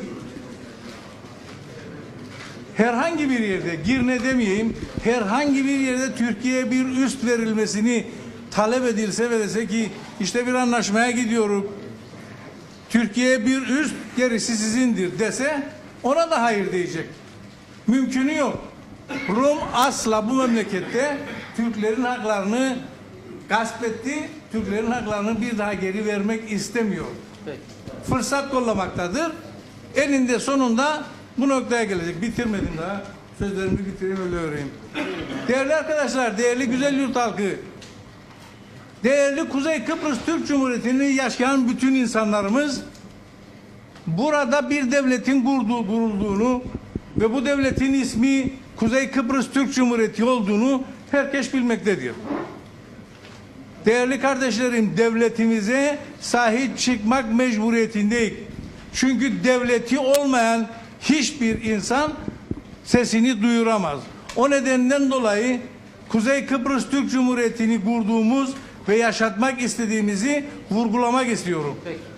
Teşekkür ederim. Sağ olun. Teşekkür ederim. Buraya verelim. Benteş Bey'e verelim. Benteş Bey sizi istiyorsanız okunmaz diye. Tamam. Okey. O zaman verelim buraya. Selamlar herkese. Celal Özkızan ben. Yani işte 3 tane başlık olduğunu söyledik ve ben bu başlıklardan 2 tanesinin aslında ilişkili olduğunu düşünüyorum. Yani biri Kıbrıs sorunu meselesi başlığı. İkincisi ise iç meseleler dediğimiz başlıklardır ve bu ikisinin aslında ilişkisini düşünmeye başladığımızda biraz daha farklı noktalara değinebileceğimizi düşünüyorum. Şimdi herkesin kabul ettiği bir şey vardır. Yani çözüm istesin, istemesin, çözümün bu biçimini istesin, şu biçimini istesin fark etmez. Herkesin kabul ettiği bir şey vardır ki Kıbrıslı Türklerin temel gayesi, yani bu Kıbrıs sorunuyla ilgili temel sıkıntısı siyasal eşitlik meselesidir. Yani bu siyasal eşitlik nasıl sağlanacak, insanlar kendini nasıl güvende hissedecek, varoluş sorunumuz nasıl giderilecek, ister soldan baksın ister sağdan, bu konular üzerinde genelde fikir beyan eder insanlar. Ama biz genelde bu siyasal eşitlik meselesini sadece Kıbrıs sorunu üzerinden konuşuruz. Yani işte bir birleşik devlet olursa siyasal eşitliğimiz güvenceye alınacak mı? Bir birleşme durumunda azınlık durumuna düşecek mi? Bir birleşme durumunda 63-74 arası gibi bir durum tekrar canlanacak mı? Bunlar çok haklı sorulardır. Çok haklı kaygılardır. Ve elbette bunların giderilmesi gerekir. Ama sadece bu kısım yeterli değildir bence siyasal eşitlik konusunda. Bugün Kıbrıs'ın kuzeyinde çok ciddi şekilde, özellikle 2004'ten itibaren ve 2009'dan da itibaren çoğunlukla çok ciddi şekilde insanlar arasında bir yoksullaşma yaşanır. Bugün bu ülkedeki insanların %80'i özel sektörde çalışır. Neredeyse ekonominin yarısını oluşturduğunu bildiğimiz kayıt dışı ekonomiyi düşündüğümüzde insanların büyük bir çoğunluğu özelde güvencesiz bir şekilde, sendikasız bir şekilde çok düşük ücretlere veya çok kötü çalışma koşulları altında çalıştığı şirketin patronunun iki dudağına bakacak şekilde hayatını sürdürür. Yani bugün baktığımızda Kıbrıs'ın kuzeyinde insanların büyük bir çoğunluğu temel geçim derdini bile kendi elleri arasına alamadan konut sorununu, barınma sorununu, sağlık sorununu, yani kaliteli, ücretsiz veya çok makul ücretlere sağlık sorununu, eğitim sorununu çözememiş durumdadır. Şimdi biz genelde siyasal eşitlik konusunu konuştuğumuzda diyoruz ki işte bizim söz sahibi olmamız lazım eşit bir şekilde Kıbrıs Seyran halkıyla. Ancak böyle bir çözümü kabul ediyoruz. Peki biz kendi toplumumuz içinde herkesin eşit bir şekilde siyasal katılımını sağlayabildiğimizi, yani o çok sözünü ettiğimiz egemenlik hakkını herkese eşit şekilde, yani KKTC vatandaşlarına herkese eşit şekilde dağıtabildiğimizi savunuyor muyuz ki, kabul edebiliyor muyuz ki başka bir topluma dönüp de bizi eşit kabul edin diyebiliyoruz. Bu ülkede bahsettik, herhalde en kanayan yaralardan bir tanesi özel sektör çalışanlarının sendikasız çalışması, güvencesiz çalışmasıdır. Bu konu meclis gündemine geldi ve maalesef burada da bulunan bazı milletvekili arkadaşlarına reddetmesiyle birlikte meclis gündeminden geçemedi. Aynı şekilde Kıbrıs sorununu konuşurken dedik ki Türkiye'li insanlarımızı istemezler, Türkiye göçmenlerini istemezler, geri göndermeye çalışırlar. Bu yanlış mıdır? Yanlıştır. Peki bizim bu insanlara karşı tavrımız nedir? Her gün inşaatlarda Türkiye'den gelen göçmen işçiler ölüyor. Bir önlem alınıyor mu? Hayır. Her gün inşaatlarda ölmese bile yaralanan, İşte motor kuryesiyse, çalışıyorsa özel sektörde kaza geçiren, sağlık sigortası yatmayan, asgari ücretin altında çalıştırılan, kayıt dışı çalıştırılan bir sürü insan var. Yani şunu demeye çalışıyorum. Ben burada bir ikiyüzlülük olduğunu düşünüyorum. Biz güneye dönüp diyoruz ki haklı bir şekilde bizim siyasal eşitliğimizin hakkını teslim edin. Bu hakkımız mıdır? Kesinlikle. Ne olursa olsun sonuna kadar savunmamız gerekir mi? Kesinlikle. Peki bunu söyleyen ve bizim kendi egemenliğimize sahip çıkmamız gereken kesimlerin bizim kendi halkımıza gittikçe yoksullaşan, gittikçe güvencesiz çalışan, inşaatlarda ölen, akşam 10'lara 11'lere kadar çalışan, kurye olarak fabrikalarda, ofislerde çalışan insanlara söyleyecek bir sözü var mı? Yoksulluk, güvencesizlik dışında. Ben bunu duymak isterim. Teşekkür ederim. Çok teşekkürler. Şimdi dilerseniz Kıbrıs sorunuyla ilgili yoksa başka söz geçelim. Çünkü hızlanalım. Var mı? Tamam, bir de oraya geçip ondan sonra iç sorunlara yönelelim birazcık. Programın ikinci bölümüne ara vermeden geçmiş olalım. Buyurun, tanıyalım sizleri.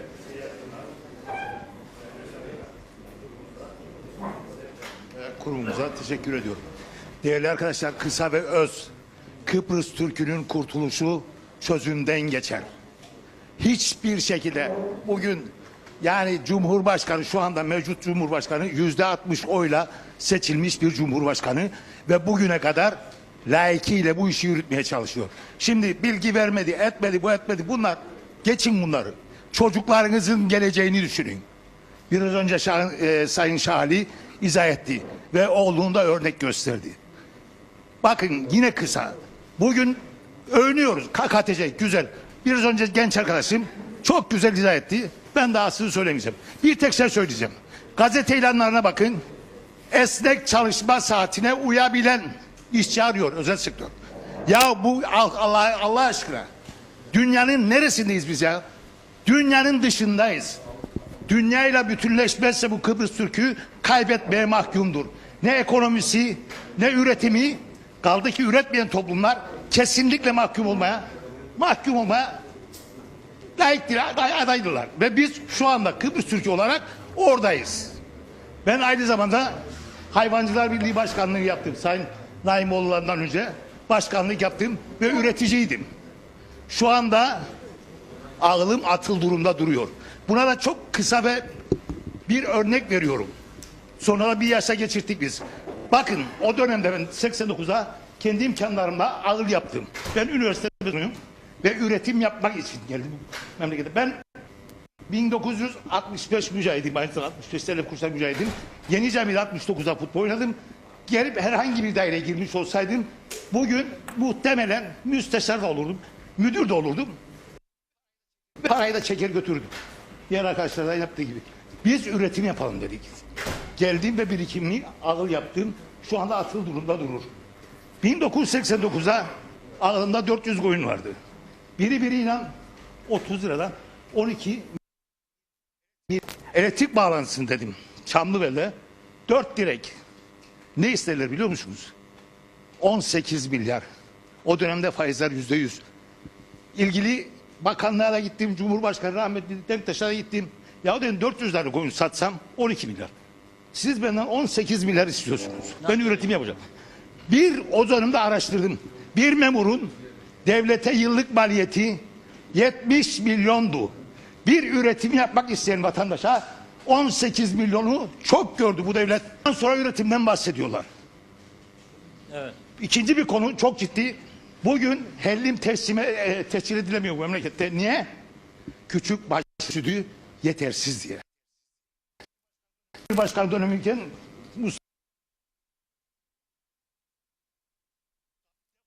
defalarca ya bu bölgelerde mera ayırın. Bu küçük baş merasız olmaz. Mera ayırın. Misal olarak Çamlıbel'i veriyorum yine. 4 tane küçük başlı çobanlık orada. Ve düşünün 2000 dönüm tarla icat edilir.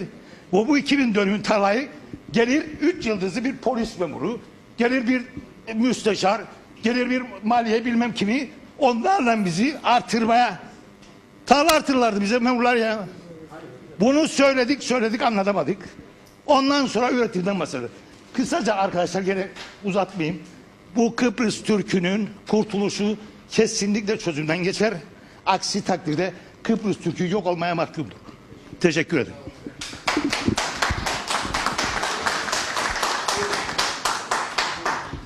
Değerli milletvekillerim, Sayın Başkanım, hepiniz hoş geldiniz. Sayın Akar Bey, ben Asım Metti aynı köyden. Asım Metti. Arkadaşlar herkes bir telden çaldı. Ama güzel yürüsün. Konuşan bir şey çok az açık. Niye? Herkes bir şey söylemeye çalışıyor. Arkadaşlar bir şey düşünelim önce. Geriye. 55, 58, 64, 63, 64, 67, 74. Bu hareketler devam etti. Kimin için etti bunlar? Hiç bunlar düşünmüyorum. Şimdi Kıbrıs Türk'ü güneyden kuzeye geçerken elini kolunu sallayarak mı geldi? Ben 94 gün esir düştüm. O ezgiyi çeke geldim buraya. Beni otobüse koydu, getirdi, Rum askerine takip etti beni. Peki öteki arkadaşlar neredeydi? Hapuali'deydi. Yani hep biz bunları unuttuk, geçmişimizi unuttuk, hep bunlar bahsediyoruz. Herkes kendi çıkarına değil kardeşim. Güzel yurtu konuşuyoruz. Eğer güzel yurt verilirse verirsin bari. Hepimiz kurtulalım. Eğer verilmeyecekse hepimiz bir yere basacağız. Verilmeyecek diye. Ne verelim kardeşim? Rum bana ne verdi ki şu ana kadar? Hiçbir şey. Biz bir günden dedik ki Rum'a, be kardeşim sen bana ne vereceksin? Ne biliyorsun sen bana? Ki ben de sana bir şey vereyim diye. Onu konuşalım. Hadi verelim güzel yurtu. Peki sen istedin ayandonu. Ayandonu aldın. Mutlaka istedin. Aldın mutlaka. Şimdi burayı da sana vereyim. Söyleyin bana. Oksijen almamı istemiyor mu Rumalı? Ben kötü konuşmuyorum. Oksijen almamı istemiyorlar. Peki biz neyi verelim? Hep bana ver kurbağa gibi. Bırak veririk diye. Hayır kardeşim. Bunu hep beraber düşünmemiz lazım. Güzel olarak, çevresi olarak. Şimdi buraya hastane yapılacak. Okul yapılacak, her şey yapılacak.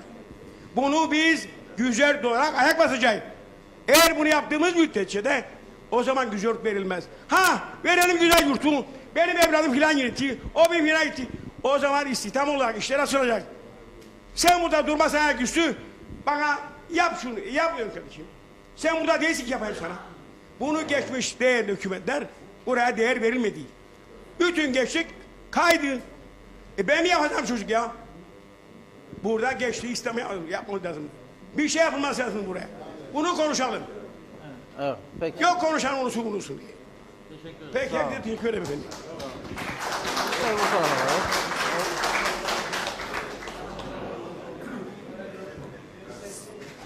Saygıdeğer büyüklerim, hepsiniz hoş geldiniz. Size teşekkür ederim tekrardan. Bu güzel herkese, ben de bir genç olarak mikrofonu elime aldım, söz bende. Teşekkür ederim size. Tanıyalım seni de. Ben Berk Büyükoğlu, Güzel Kültür Mirası Yaşatma Derneği As Başkanıyım. Şimdi Kıbrıs sorunuyla alakalı konuşmamız gerekirse, benim düşüncem şudur. Şu an daha çıkmış parametreler kesinleşmemiştir. %100 çözülmemiş hiçbir konu, Cumhurbaşkanımızın açıklamasıdır bu. Hiçbir şekilde sızmayacak. Sadece ben şu raddede bence ne kadar konuşursak konuşalım boş olacağını düşünüyorum. Metnin çıkmasını beklememiz gerektiğini, o zaman metin üzerinden yani yazılı %100 şey üzerinden tartışmamızı, metin üzerinden tartışmamızı tavsiye ederim, öyle diyeyim. Çözüm bize ne kazandıracak? Çok basiti. Ben Almanya'ya İstanbul Atatürk'e inmeden gideceğim. 2 saat 3 saat vakit kaybetmeyeceğim. Hayatımdan gitmeyecek. Ben karımı, çocuğumu, arkadaşlarımı alacağım. Gideceğim, maç izleyeceğim. Bir amacım olacak. Arkadaşlarımız, ben çok iyi futbolum çok iyiydi. İlerleyebilirdim. İlerleyemedim. Niçin? Bu yüzden. Bizim artık gelişebilmemiz için çözüm şarttır. Bu kadar söyleyeceklerim.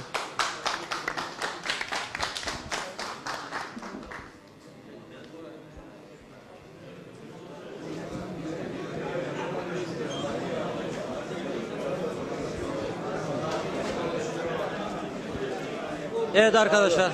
Evet, sessizliğe Değerli devam edersek- arkadaşlarım, hepinizi sevgi ve saygıyla selamlamak suretiyle başlamak istiyorum. Güzel yurt devamlı olarak söz konusu ediliyor. Aslında bu güzel yurdu söz konusu olmasını sağlayan bizleriz. Kusura bakmayın. Hoşumuza gider. Yani bu işi dürtelim, verildi, verilmedi, şu bu. Dolayısıyla artık tavır koymamız lazım. Ben güzel yurtluyum. Neden güzel yurtluyum? Ben 72 yaşındayım. 30 senem Baf'ta geçti. 42 yılda burada yaşamaktayım. Ben nereli olurum? Güzel yurtlu olurum tabiatıyla. Dolayısıyla güzel yurda sahip çıkmak hepimizin birinci görevidir diyorum. Bazı ekonomik nedenlerden dolayı narinciyemiz batmış veya batmaktadır. Ama bunun yanında yeni sektörler, nar sektörü falan yetiştiriyoruz. Yani bunlardan da haberimiz olsun arkadaşlar. Yani hiçbir şey yapılmıyor değil. Ben güzel yurda geldiğimde bir tek apartman vardı. Apartman niteliği taşıyan bir tek. Bugün aradım sayayım. 55'e kadar saydım. Ondan sonra usandım ve vazgeçtim. Yani 70-80 apartman var. Eğer bu bir göstergeyse güzel yurtta bir şeylerin yapıldığına dair, evet bir şeyler yapılmıştır. Çok şeyler yapılmıştır. Sosyal konutlar yapılmıştır. Üniversiteler kurulmuştur. Peki bunları bir yana mı bırakacağız? Ben diyorum ki artık göç etmek, insanları bir tarafa götürmek, hele kendi rızaları olmadan çağ dışıdır, insanlık dışıdır. Dolayısıyla yeni göçlerden bahsedenlere ben karşıyım. Açıkça bunu söylüyorum. Değerli arkadaşlarım, garanti anlaşması önemli bir konudur. Yani biz Rumlardan neler çektiğimizi burada anlatacak değiliz. Yaşadık bunları. Ama bundan sonra bu yaşadıklarımızın bir daha olmaması için unutmamamız gerekenler vardır. Ve biz o safhadayız şimdi. Ben Cumhurbaşkanı Akıncı'ya oy vermeyen biriyim.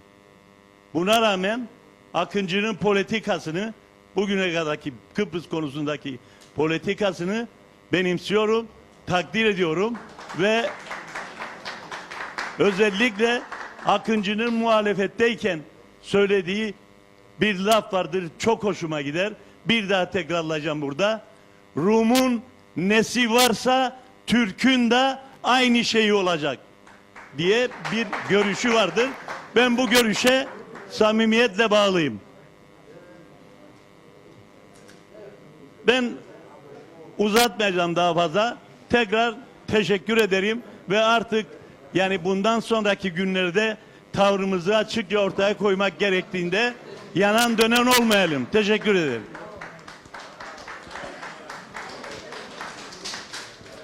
Hepinize iyi akşamlar. Size de hoş geldiniz diyorum. Ben Zühre Civa, emekli öğretmenim. Her şeyden önce Cumhurbaşkanımızın yürüttüğü çalışmaları kişisel ve partim adına destekliyorum.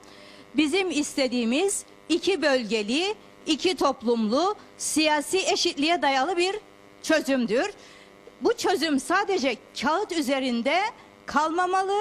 Her iki toplumun insanları olarak birbirimizi tanımalı ve barışı öyle getirmeliyiz. Yoksa kağıt üzerinde çok şeyler yazılıp çizilir. Önemli olan insanın beynindeki barışı getirmesidir. Ben bunu destekliyorum. Geleceğimiz, torunlarımız, çocuklarımız Kıbrıs'ta kalmalı, göç etmemeli. Biz kadınlar olarak bu acıları çekmemeliyiz. Bakıyorum burada hep erkek egemen toplum konuştu. Hiçbir kadın bu cesareti kendinden bulmadı. Ben de bunu kendimde bir hak gördüm. Hepinize teşekkür ediyorum.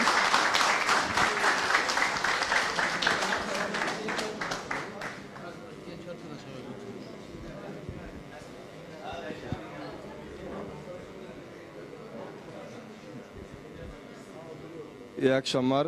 Adım Cemal Serdar. Ben tek bir şey söylemek isterim bu Kıbrıs konusuyla ilgili. Bence yeterince gerçekçi değilik. Hala da yapmacık olmaya devam ederik. Burada Kıbrıs Türk toplumu olarak hiç kimse barışı istemiyor diyemeyiz. Herkes barış ister. Ben de barış isterim. Solcusu da barış ister, sağcısı da barış ister. Ama kimse sağduyuyla hareket etmiyor. Ya kaç sene var ben doğdum doğalı. Bugün oldu oluyor, yarın oldu oluyor. O tarafın başkanı bu seçilsin, bu tarafın bu seçilsin.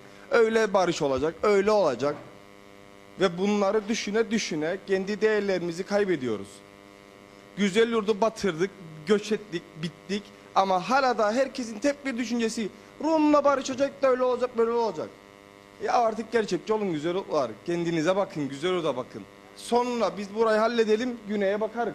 Bir türlü olursa olur. Yani son sözüm barış diye bindik bir alamete giderik kıyamete. Hala daha da aynı yolda giderik. İyi akşamlar. Teşekkür ederim.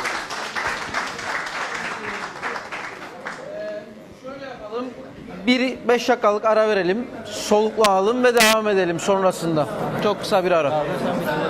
Ha? Ne yapalım madem şeyi verecek.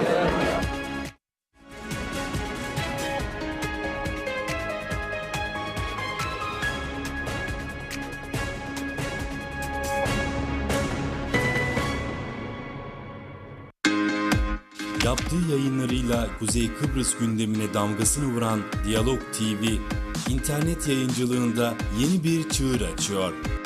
Diyalog TV Facebook canlı yayın. Diyalog TV yayınları artık Facebook canlı yayında. Yapmanız gereken tek şey Diyalog TV grubunu takip etmek. Haberler, son dakikalar, gündemi belirleyen programlar hepsi yanı başınızda.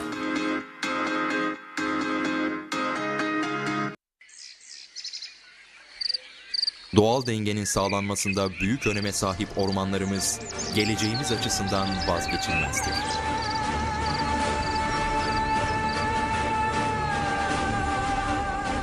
Yeryüzü sularının akış hızını keserek erozyonu önleyen ormanlarımız, yaban hayatını da besleyen oksijen depolarıdır. Orman alanlarımızı artırmak adına her yıl 1 milyon fidan dikme hedefiyle sürekli çalışıyoruz. Ancak orman alanlarımızı artırmak kadar onları korumak da önemlidir.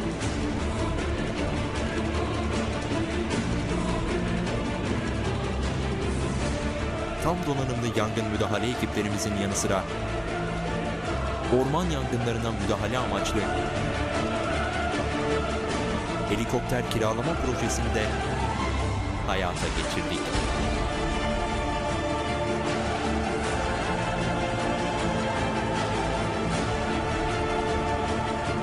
Alınan tüm önlemlere rağmen toplum olarak da aynı duyarlılıkla ormanlarımızı korumalıyız. Unutmayın, sağlıklı orman, sağlıklı insan demektir. Gelin ormanlarımızı hep birlikte koruyalım.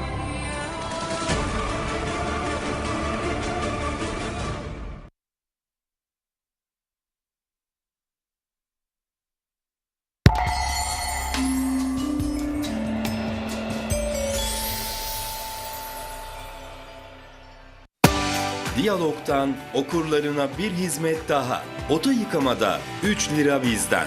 Diyalog gazetesinin her hafta salı ve çarşamba günleri yayınlayacağı indirim kuponunu kesip belirtilen tarihler arasında aracınızı isimleri yazılı istasyonlara vererek 3 TL daha ucuza yıkatabileceksiniz. Detaylı bilgi web sitemiz ve gazetenizde. Her kadının mükemmel bir mutfak hayali, her mutfağın ise tasarım yaratıcısı vardır. Ciddi Mutfak, sizin için en son trend mutfak tasarımlarını projelendirerek hayallerinizi gerçekleştiriyor.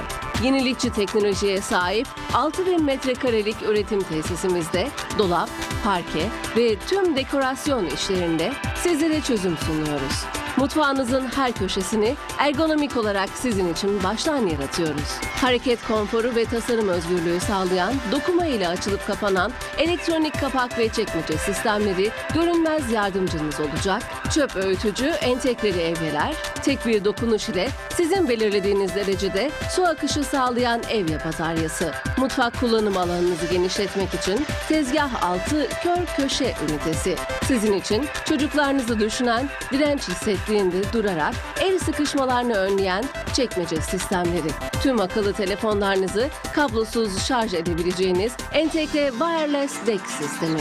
Her şeyi sizin için düşünen akıllı mutfak donanımları ile hayatınızı kolaylaştıracak birçok yenilik akıllı mutfak konseptiyle Ciddi Mutfak'ta. Ciddi Mutfak evinize değer katar.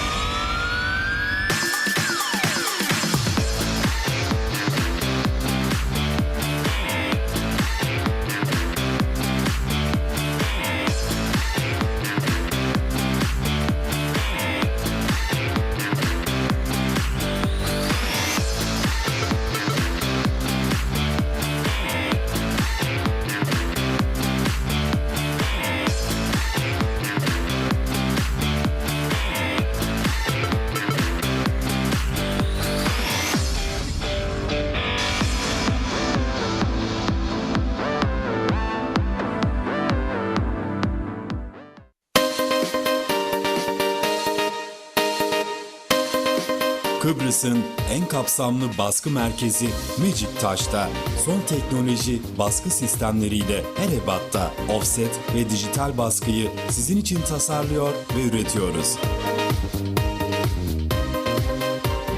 Yaratıcı ekibimizle A'dan Z'ye tüm baskı işlerinizde çözüm ortağınız Meciktaş. Bizim yapabildiklerimiz hayallerinizle sınırlı. Ayrıca sevdiklerinizi ve kendinizi mutlu etmenizin yolu Meciktaş Gift'ten geçiyor. Yepyeni ürünlerle sizleri buluşturuyoruz. Sizlere özel nakış tekstil ürünleri, daha birçok hediyelik ve imaj ürünler Meciktaş Gift'te. Sihirli bir dokunuş. Meciktaş.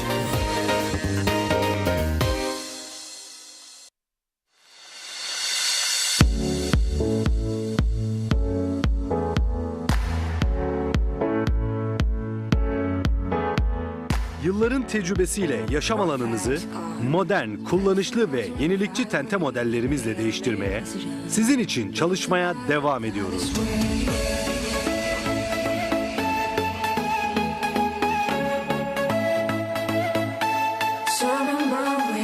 Karpuz tenteden körüklü tenteye, yarasa germeden sabit tenteye, kartal tenteden kış bahçesine, hatta raylı sistem ve sürmeli cam sistemlerine kadar aklınıza ne geliyorsa %100 yerli ve kendi imalatımız olarak montaj dahil uygun fiyatlarımızla sizleri buluşturuyoruz. Keskin Tente, Organize Sanayi Bölgesi, Cezaevi Kavşağı, Lefkoşa. Telefon 0533 832 1770 0548 832 1770. Keskin Tente. Tente bizim işimiz. İş veya personel bulmak hiç bu kadar kolay olmamıştı. Güncel iş ilanları her pazar gazeteniz Diyalog'ta. Diyalog gazetesi ve İK Master işbirliğiyle. Karamel, Bir asırlık lezzet ve kalite, Kıbrıs'ın en tatlı adresi Karamel'de.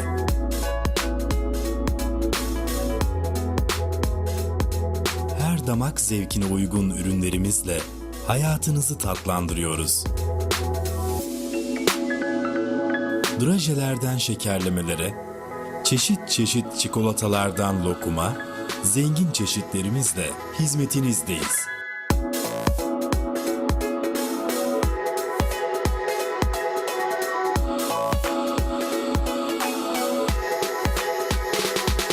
Karamel. Ayrıca özel günleriniz için elit hediye paketleri, nişan, düğün ve doğum günlerine özel tasarlanmış ürünlerimizi sizlere sunuyoruz. Pastijler, nikah şekerleri, her etkinliğe özel kutular ve kombinasyonlar Karamel'de.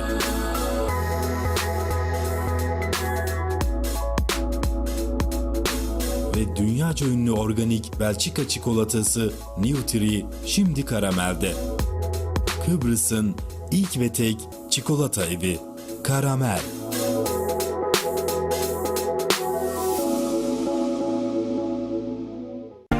Bugün hızla gelişmekte olan en son teknolojiye hakim olmuş boya üreticisi Kaleboya, jeopolitik konumunun ayrıcalığı sayesinde uluslararası tüm ambargolara rağmen kalitesini ve gelişimini sürdürmeye devam ediyor.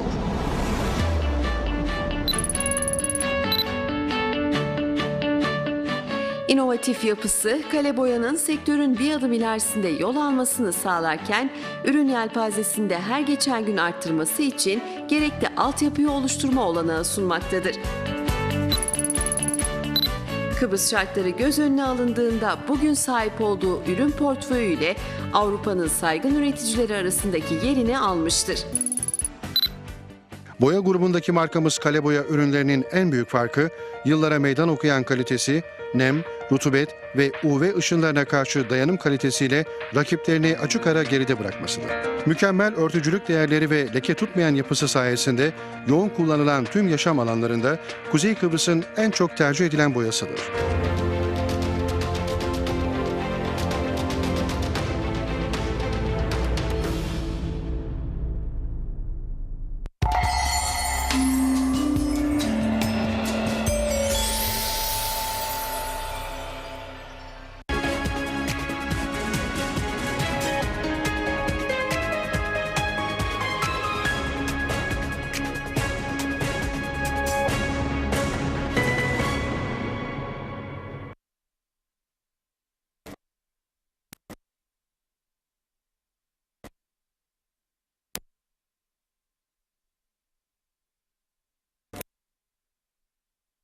Yurtta müzakere süreci ve güzel yurdun durumunu farklı görüşlerin ele alındığı bir ilk yarıyı tamamlamış olduk. Politika, gelişmeler ve güzel yurdun sorunlara girildi biraz. Şimdi bunu biraz daha derinleştirelim, devam edelim programımıza. Yoğun bir katılım oldu. O yüzden henüz konuşamayan birçok kişi var. Onların da buradaki milletvekillerimizin de daha söyleyecek sözleri var. Hemen ikinci araya başlarken ilk sözü buradan Sayın Hayvan Üreticileri Birliği Mustafa Naimoğlu'na vererek başlayalım. Sonrasında yine devam edelim. Evet. Sayın Reşat Akar, Sayın Başkan, Sayın Kaymakam ve milletvekiller. Tabii ki biz Sayın Reşat Akar ve Aytu ile birlikte bir yıl önce bir hareket başlattık. Kıbrıs'ın her yerini, her bölgesini gezerek halkın konuşabilmesini, üreticinin konuşabilmesini, sorunları bizzat o gün orada olan birçok kesimin sorunlarını TV kanalıyla, Diyalog TV kanalıyla bütün kamuoyuna aktarmak için mücadele ettik. Tabii ki bu yıl yine, geçen yıl yine Güzeyurt'tan başlatmıştık. Bu yıl yine Güzeyurt'tan başlıyorlar. Ve kendilerine teşekkür ediyorum bu yılda başladıkları için. Çok önemli bir dönemde bunu başlıyoruz. Tabii ki burada Güzeyurt halkı bugün bu saate kadar ciddi anlamda katkı vermiştir bu akşamki toplantıya. Aslında oradan bir tane konuşmacı dedi ki bu akşam dedi pek kalabalık toplanmadı dedi buraya. Biz birçok köy gezdik, birçok yer gezdik. Ciddi anlamda böyle bir kalabalık görmedik. ciddi bir kalabalık toplanmıştı. O yüzden 104 halkının duyarlılığına ve teşekkür ediyorum buradan. Ve belki bundan sonraki yerlerde de bu şekilde bir kalabalık toplarız diye düşünüyorum. Çünkü duyarlılık çok önemlidir. Çok seslilik çok önemlidir. Herkes, her görüşte olan her kesim her şekilde konuşabilmelidir. Herkes yorumlayabilmelidir. Herkes düşüncesini ortaya koyabilmelidir. Halk etmemiz gerekir. Herkesin düşüncesine saygı göstermemiz gerekir. O yüzden bu renklilik, bu çok sessizlik bize her zaman fayda gösterecektir. Ama Kıbrıs meselesi konusunda çok konuşuldu. Benim düşüncem sadece bu konuda halkımız, siyasilerin dışında olan halkımız, çünkü siyasiler sadece siyaset yapmaktadır bu ülkede. Siyaset yaparak toplumu bölmek, parçalamak, kutuplaştırmak doğru bir olay değildir benim düşüncem. Düşüncem olarak halkımız geçmişini, bugün yaşadıklarını, gelecekteki çoluğun çocuğunu düşünerek referandumda doğru kararı verecektir. İnancındayım. O yüzden bu konu bu akşam çok ilgilenmiştir. Özellikle benim burada söyleyeceğim, üretim safhasında hükümetlerimiz yıllarca bütçeye, tarıma, üretime ait bir payı düşünmeleri gerekir. %3,5 bir tarım bütçesi ülkede olamaz. Bugün narenciye kurumuştur, üretim ölmüştür, hayvancılık dibe vurmuştur. %3,5 bütçenin içerisinde bir bütçe imkanı ayrılmaktadır. Ve bugün 145 milyon TL'lik bir tarım bütçesiyle siz tarımın her alanına destekleyeceksiniz, tarıma yön vereceksiniz, üretimi destekleyeceksiniz ve bu halkı, kırsalda yaşayan insanları, köylüyü köyünde tutmaya çalışacaksınız. Bu doğru bir olay değildir. Bugün Sayın Kaymakam diyor ki biraz önce, diyor ki köylerde diyor elektriği ödenmemiştir ve birçok köyün suları bugüne kadar su imkanları ödenmemiştir. Hepsinin hayvancının, üreticinin belediyelere borçları vardır. Ve suyunu ödeyemeyen, elektrik faturalarını ödeyemeyen kırsalda yaşayan insanlara siz destek vermek zorundasınız. Bu bir politika olması gerekir. O yüzden tarım büyük bir sanayi haline gelmiştir. Tarımı hem sanayi olarak hem kırsal kalkınma projeleri çerçevesinde değerlendirmek gerekir. Bugün sabahleyin Sayın Başkanımı aradım ve dedim ki Yayla köyünde üreticinin suları kesilmiştir. Veya dedim ki bu üretim safhasında olan insanlara suyun tonunu kaçtan vereceksiniz dedim. Sayın Başkan dedi ki 4 lira bir minimum şekilde elimizden geldiği kadar biz bütçemizi de zorlayarak 4 lira vermeye, 4 lira tonu vermeye çalışıyoruz. Bu doğru bir olay değildir. Benim kanaatimle belediyelerin dışında hükümetin politikası olması lazım. Sadece suyun maliyeti 1 litre suda 5 kuruştur. O yüzden temel gıda maddesi olan süt fiyatlarını, et fiyatlarını bu ülkede herkesin tüketebilmesi için maliyetlerin düşürülmesi gerekir. 4 lira tonu, 5 lira tonu, Lapta Belediyesi 6 lira tonu açıklamıştır. Böyle bir şey olamaz. Desteklenmesi gerekir. Bugün İsrail denizden aratarak 0,30 sente suyu üreticiye vermektedir. Toplum olarak nerede destekleme yapmamız gerektiğini bilmemiz gerekir. Kırsalda yaşayan insanların, köyde üretim yapan insanların neler çektiğini iyi bilmemiz gerekir. O yüzden üretimden koptuk, siyaset yapıyoruz. Herkes bir görüştedir, bir siyasi görüştedir. Herkes şu anda bir seçim moduna girmiştir. Efendim söyleyeyim, bundan sonraki süreçte partiler birbirine zıtlaşarak halkımızın da umudu siyasilerde artık değildir. Çünkü siyasiler bugüne kadar halkın umudu olmamıştır. O yüzden bugün meclisimiz birkaç gün sonra açılacaktır. Benim buradan çağrım bütün siyasetçilere önce ülkede yaşayan insanların geleceğini düşünerek politika yapsınlar. Önce ülkede yaşayan insanların üretimden kopmaması için politika yapsınlar. Kendilerinin geleceğini değil, halkın geleceğini düşünsünler. Ona göre politika yapsınlar. Çünkü halkın umudu siyasilerden kopmuştur. Biz üreticiler olarak bugün hiçbir siyasi düşüncenin yanında olmadık. Bugüne kadar da olmadığımızı gösterdik. Ama bizim derdimiz ekmektir. Bizim derdimiz gelecektir. Bu halkın da, bu yöneticinin de geleceği ve geleceğini düşünmesi için siyasete güvenmesi gerekir. Bu güvenin sağlanmasını ve bu toplumda toplum lideri Cumhurbaşkanı'na güvenilmesini ve bunun doğrultusunda çıkaracak olan tablonun hiç kimse silahla dayatmalı olarak kabul edilmesi söz konusu değildir. Herkes referanduma gelecek, onu kullanacaktır. Bunun sonunda ne çıkarsa Kıbrıs toplumu olarak, Kıbrıs toplumu ve Rum toplumu olarak değerlendirilecektir ve ona göre çözüm bulunacaktır. O yüzden ben bundan sonraki Diyalog TV'nin de bundan sonraki gelecek yerlerde de böyle bir katılım, böyle ciddi bir katılım olmasını temenni ederek teşekkür ediyorum size. Sağ ol. Sağ ol. Evet.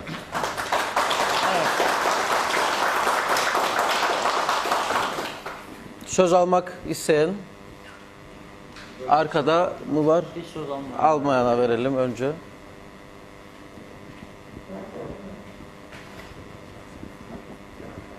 Buyurun tanıyalım sizi. Öncelikle duyarlılık gösterip de katılan bütün arkadaşlara teşekkür ederim.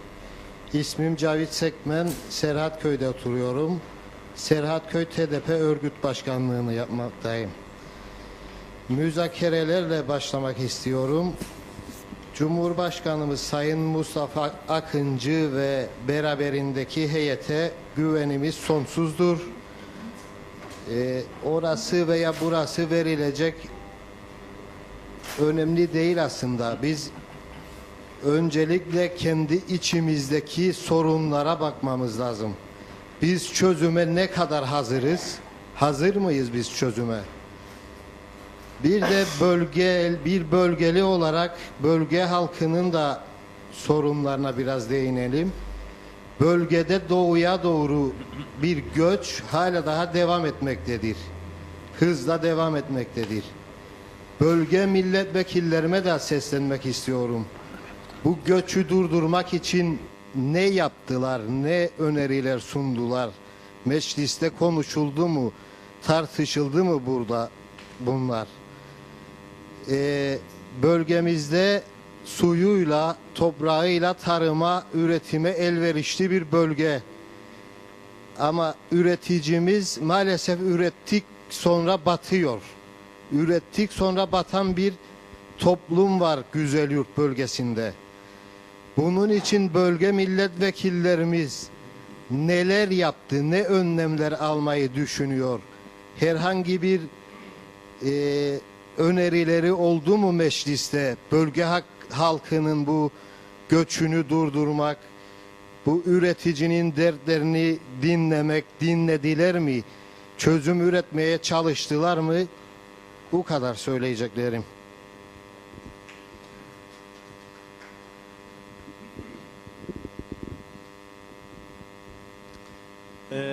Sayın Reşat Bey, Diyalog TV'ye ben özellikle teşekkür ediyorum. Böyle bir imkanı verdiniz. Özde Güzelyurt halkına, genelde de Kıbrıs Türk halkının Güzelyurt'un nabzını dinlemesine. Ben özellikle bu birinci gündem konusu, Kıbrıs konusunu getirdiniz. Bunun beraberinde tabii Güzelyurt gelecek arkasından. Çünkü masada gözüken Güzelyurt birinci durumda. Ancak geldiğimiz olayı bir özümsersek 2004-2016 12 sene geçti üzerinden. Bakıyoruz 12 sene neler oldu? 2004'te neydi? 2016'da ne oldu? 2004'te Kıbrıs Türk halkı ve Güzelyurt halkı anlam planına evet dedi. Netice Rum tarafı hayır dedi. Baktığımız zaman raporlar yazıldı. Birleşmiş Milletler Genel Sekreteri raporunu yazdı. Raporunu dahi sunamadı. Neden? Rusya engel koydu. Bunu herkes bilmesi lazım. Dolayısıyla bizim burada Güzelyurt halkı olarak zurnanın son deliğinde olduğumuzu bilelim. Özde kendimize bakalım. Kıbrıs Türk halkı olarak Güzelyurt'un kalkınmasını istiyorsak laf yapmayalım, iş yapalım. çalışalım, çalıştıralım, hep birlikte bu güzel yurtu kalkındıralım. Benim görüşüm, özüm bu. Çalışmak, çalışmak, çalışmak. Teşekkür ederim. Burada değerli konuklar, bir ara giriş yapayım ben. Şimdi bütün konuşmacıları hemen hemen dinledik, not aldım bazı arkadaşlarla ilgili olarak. Benim şu ana kadar gözlemlediğim Kıbrıs sorunu da Sayın Cumhurbaşkanı'nın doğru yolda ilerlediği, yanlış yapmayacağı, Kıbrıs Türk halkının çıkarlarına ters bir harekette bulunmayacağı yönünde bir ağırlıklı görüşü var.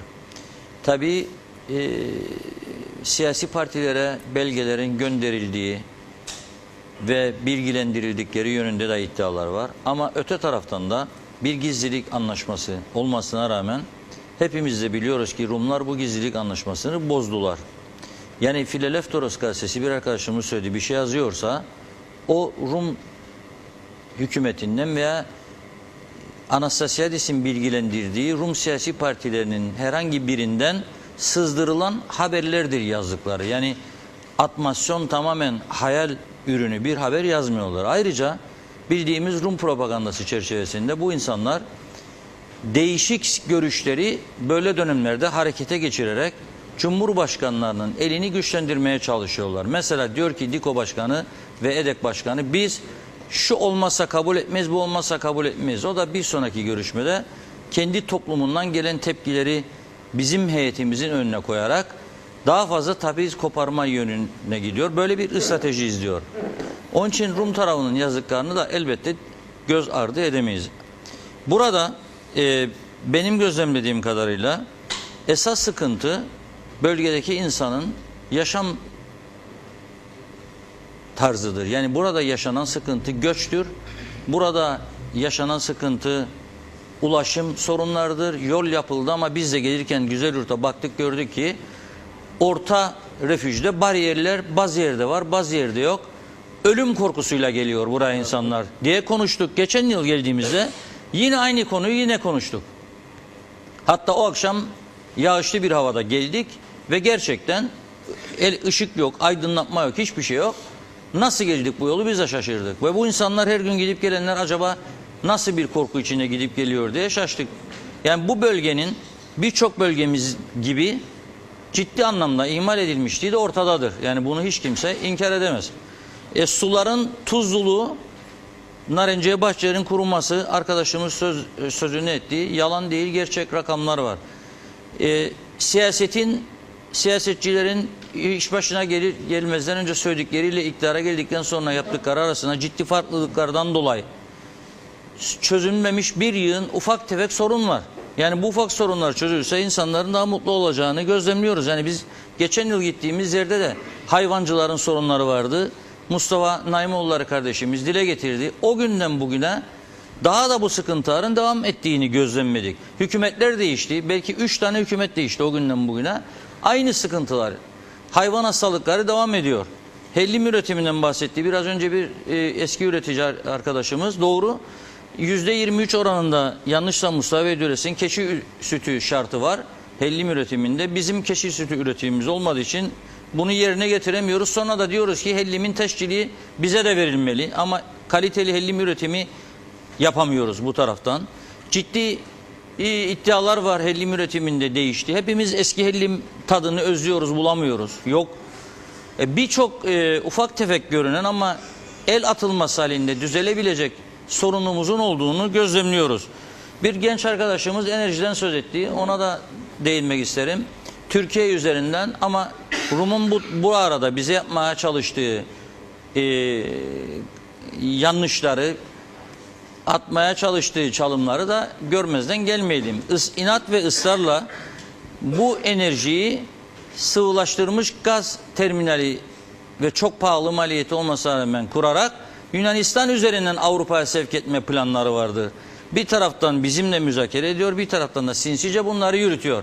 Şu anda New York'ta adım attığının ertesi günü Mısır Devlet Başkanı Sisi ile görüştüğünü görmezlikten gelemeyiz. Görüştü ve yeni stratejik adımlar konusunda da uzlaşı sağladılar. 11 Ekim'de Kahire'de Yunanistan, Mısır ve Güney Kıbrıs üçlü zirvesi var. Bunun ana gündem maddesi yine gaz sevkiyatıdır. Yani Türkiye'yi bir çözüm öncesinden daha yaptıkları anlaşmalarla dışlama girişimlerini görmezden gelemeyiz. Ama bu konuşmaları yapmamız da gerekiyor. Ve daha yüksek sesle mesela Güzelyurt'un federal bir bölge olmasını seslendirelim bakalım, o taraf ne tepki verecek. Müzakere masasına götürsün sayın liderimiz bunu. Ben şahsen arzuluyorum. Güzelyurt bölgesi için böyle bir düşünce var. Siz ne diyorsunuz? Ve cevap istesin orada, bakalım. Görelim biz de ve bilgilendirilelim. Bakalım Aykadın. Eğer böyle bir yaklaşım varsa olumlu, o zaman bu strateji, bu düşünceyi ileriye doğru taşıma imkanımız olsun. Ama bu adamlar bunu kabul eder mi etmez mi bilmemiz için, peşin hükümlü olmamak için ortaya konması lazım. Bence bu akşamki toplantımızın bana göre en öne çıkan konuları bunlardır. Fikir geliştirmemiz ve o fikirleri liderimiz, müzakere heyetimiz aracılığıyla önlerine koymamız gerekiyor ve reaksiyonlarını ölçmemiz gerekiyor. Şu ana kadar yürüttükleri politikada benim gözlemlediğim ve bugün de yine yarın bizim Kıbrıs Türk medyasında okuyacak vatandaşlarımız, New York'ta yine ön plana çıkardığı Türk ve Rum ve Yunan tarafının, iki taraf ortaklaşa, Rum lideri Yunanistan Başbakanı ile görüşüyor Çipras'ta ve ortak strateji üzerinde yine uyum sağlıyorlar ve diyor ki bu işe yaramaz çağ dışı garantiler kalkacak. Yunanistan'ın Dışişleri Bakanı Kocas da Birleşmiş Milletler Genel Sekreterinin danışmanı Eyde ile görüşüyor. Yine New York'ta. Yine bugün Rum basını ve Rum resmi haber ajansının yazdıklarına dayanarak söylüyorum. Yarın çıkacak bunlar. Diyor ki Yunanistan tarafı bu garantiler olursa, devam etmesini istiyorsa karşı taraf, bu çözüm de olmayacak diyor. O nedenle bizim de Kıbrıslı Türkler olarak bu garantiler konusundaki düşüncelerimizi çok net bir şekilde ortaya koymamız gerekiyor. Meclisin bir kararı var. Parlamentoda alınan bir karar var. Garantiler olmazsa olmazdır. Bu karar ortadan kalkmadığı sürece, parlamento bunu kaldırmadığı sürece bu garantiler de ortadan kalkmayacak demektir. Bunun dışında ben bunları niye özetledim? Burada milletvekillerimiz de vardır. Bu konuda onlar da görüş belirtmek isterlerse memnuniyetle belirsinler. Farklı bir görüş de varsa ortaya çıksın diye söyledim. O zaman evet. Sözleri verelim. Ver. Teşekkür ederim. Güzelyurt'a hoş geldiniz. Tabii Kıbrıs konusu ilk bölümde daha çok şey oldu. Onun için vatandaşlarımız da bu bölümde daha çok Güzelyurt'a ilişkin görüşlerini ifade etme şansı buldular, bulacaklar da. Ben bu gece Güzelyurt halkının özellikle Kıbrıs konusunda biraz önce tartışırken göstermiş olduğu olgunluğu gerçekten takdir ediyorum. Benzer bir anlayışı, olgunluğu Güzelyurt 2004'te de, 2003'te o dönemlerde de, anlam planı referandum dönemlerinde de Güzelyurt halkı bu olgunluğu göstermişti. Önümüzdeki dönemde belki de çözüme kadar gidebileceğimiz bir dönem olacak. Bu dönemde de Güzelyurt halkının ortak bir anlayışla birbirinin görüşlerine saygı duyarak bu süreci ben geçireceğine gönülden inanıyorum. Bizler siyasiler olarak da ortamı geren değil, tam tersine orta yolu hepimizin çıkarını oluşturacak noktaların bugünden itibaren, ki biz bunu yapıyoruz, Sayın Cumhurbaşkanı'na iletilmesi gerek siyasi partilerimiz aracılığıyla gerekse de sivil toplum kuruluşlarımız aracılığıyla farklı fikirlerin, yaratıcı fikirlerin, Güzelyurtluların hassasiyetlerinin Cumhurbaşkanlığına, müzakerecilerimize iletilmesi noktasında bize önemli görevler düşmektedir. Gerek kendi müzakerecimize gerekse Kıbrıs Rum toplumuna bunların anlatılması, Kıbrıs Türk halkının da hassasiyetlerinin doğru anlaşılması, bilinmesi, bizim de bunlara tercüman olmamız önemlidir diye düşünüyorum. Önemli günlerden geçiyoruz. New York'ta bu hafta Sayın Cumhurbaşkanımız birçok önemli ülkenin Dışişleri Bakanı'yla görüşecek. Birleşmiş Milletler Genel Sekreteri ile ayrı olarak görüşüyor. Onun dışında üçlü bir toplantıda gerçekleşiyor ve önemli bir dönemeçte olduğumuzu zaten kendisi gitmeden önce ifade etti ve biraz önceki tartışmada sorulan birçok soruya da aslında hiç tutanaklara ya da siyasi partilere gönderilen bilgilere gerek kalmadan kendisi gitmeden son yapmış olduğu 3-4 açıklamada bu sorular aslında doyurucu cevaplar da verdi Sayın Cumhurbaşkanı. Ben saydım, tam 2900 kelimelik çok doyurucu ve biraz önce ifade edilen bütün konu başlıklarında Kıbrıs Türk tarafının hassasiyetlerini, müzakere pozisyonlarını, hangi noktalarda anlaşıldığını çok net ifadelerle kendisi ifade etti. Bu çerçevede de halkımız güvenle Cumhurbaşkanı'nı takip etmektedir, izlemektedir ve o alanı, o müzakere alanını kendisine o güveni göstermekte ve sağlamaktadır. Halkımızın bu sağduyulu duruşu zaten Cumhurbaşkanımız için Türkiye ile de istişare içinde her aşamada sürdürülen bu müzakerelerde kendisine güç vermektedir diye ben ifade etmek istiyorum. Güzel yurtlarda günün sonunda planın bütününü 2004'te yaptıkları gibi değerlendirecekler ve kendi iradeleriyle hiçbir etki altında kalmadan halkımız en doğru kararı kendisi açısından ne düşünüyorsa, referandum olmazsa olmazdır. Halkımız günün sonunda referandumda ve aylar öncesinden de ortaya çıkacak olan planı da görerek, okuyarak, bilgilenerek bu kararı en sağlıklı bir şekilde Kıbrıs Türk halkının bundan önceki dönemlerde vermiş olduğu gibi yine ben vereceğine gönülden inanıyorum. Teşekkür ederim. Sağ olun.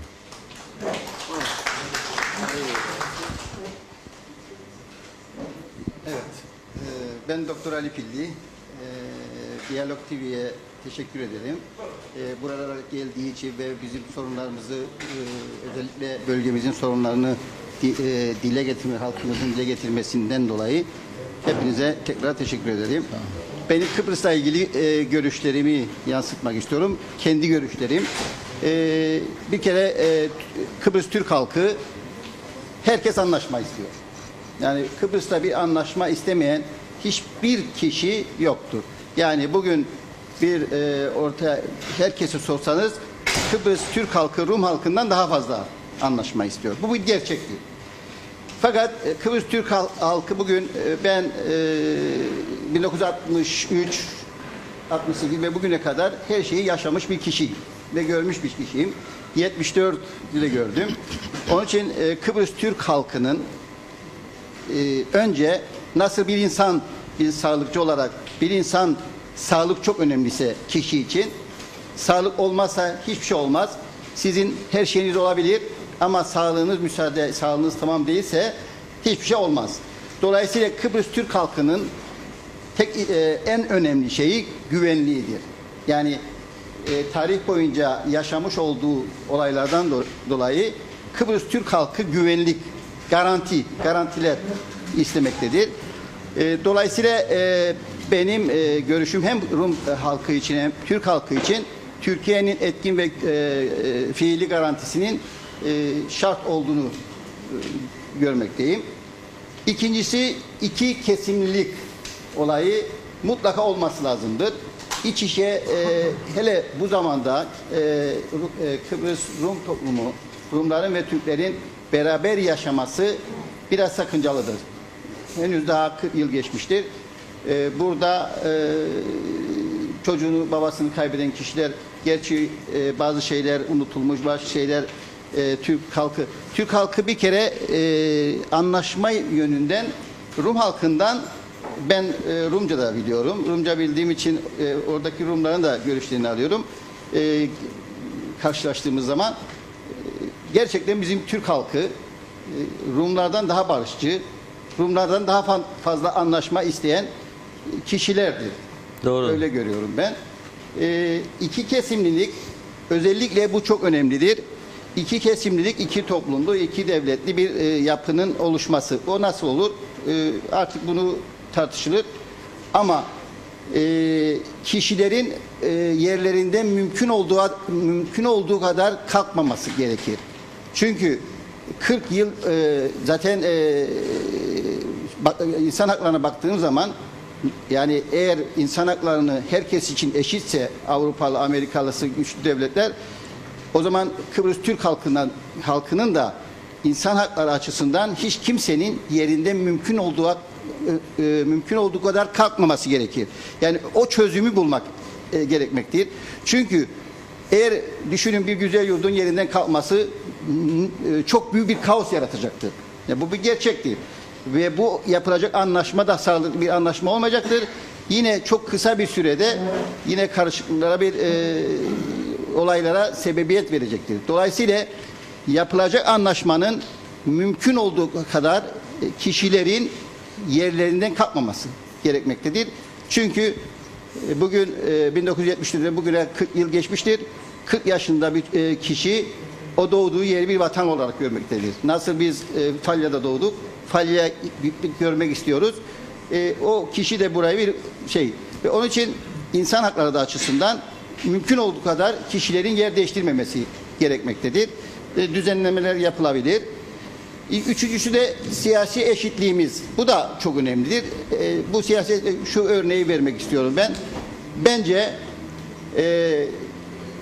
iki kesimde olduğu zaman buradaki bir kişinin, Mehmet'in kurulacak olan sistem içerisinde ne kadar hakkı varsa karşıdaki kişinin de aynı haklar. Hem karşıdaki kişinin yani Niko'nun ve Mehmet'in aynı haklara sahip olması lazım.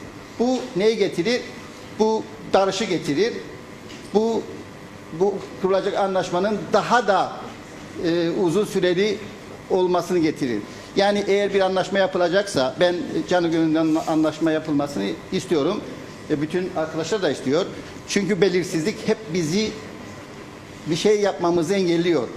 Mesela güzel yurt halkına bir baktığın zaman bu belirsizlik eğer bu güzel yurt halkının güzel yurdun gelişmemesindeki en büyük nedenlerden bir tanesi de belirsizliktir.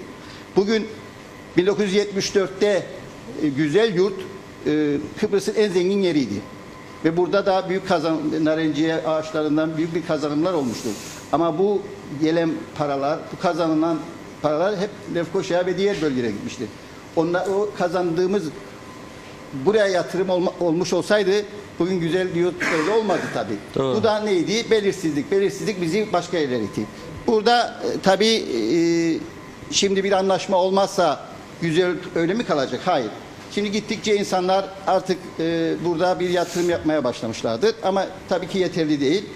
Devletin işte burada birkaç tane üniversitenin yapılması, burada nüfusun gelmesi, burada bir canlılık yaratmıştır. Ama bu yeterli değil. Bence tabii önce biz güzel yurta sahip çıkmamız lazım. Önce biz kendimiz burada yatırım yapmalıyız. Önce biz kendimize güvenip burada bir yatırım yapmalıyız. Ve bu da devleti zorlamamız lazım.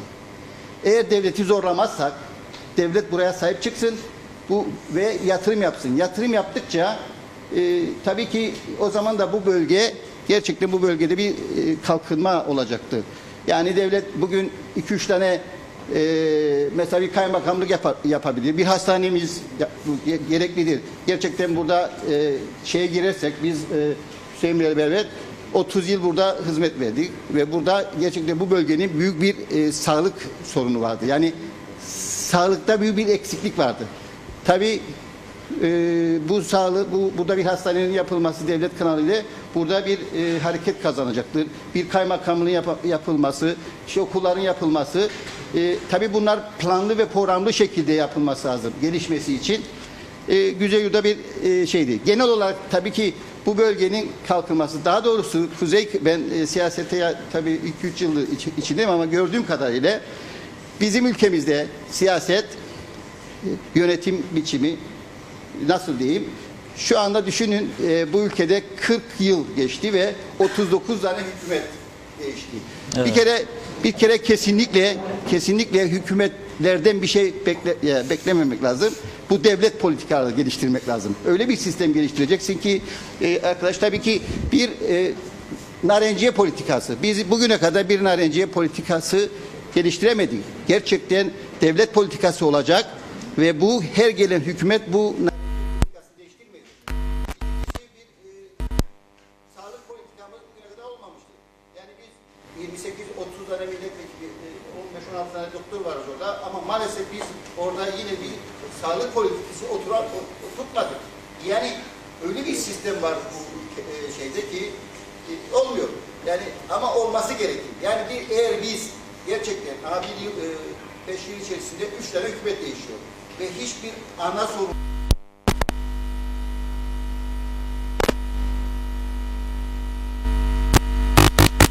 tarım politikamız yok.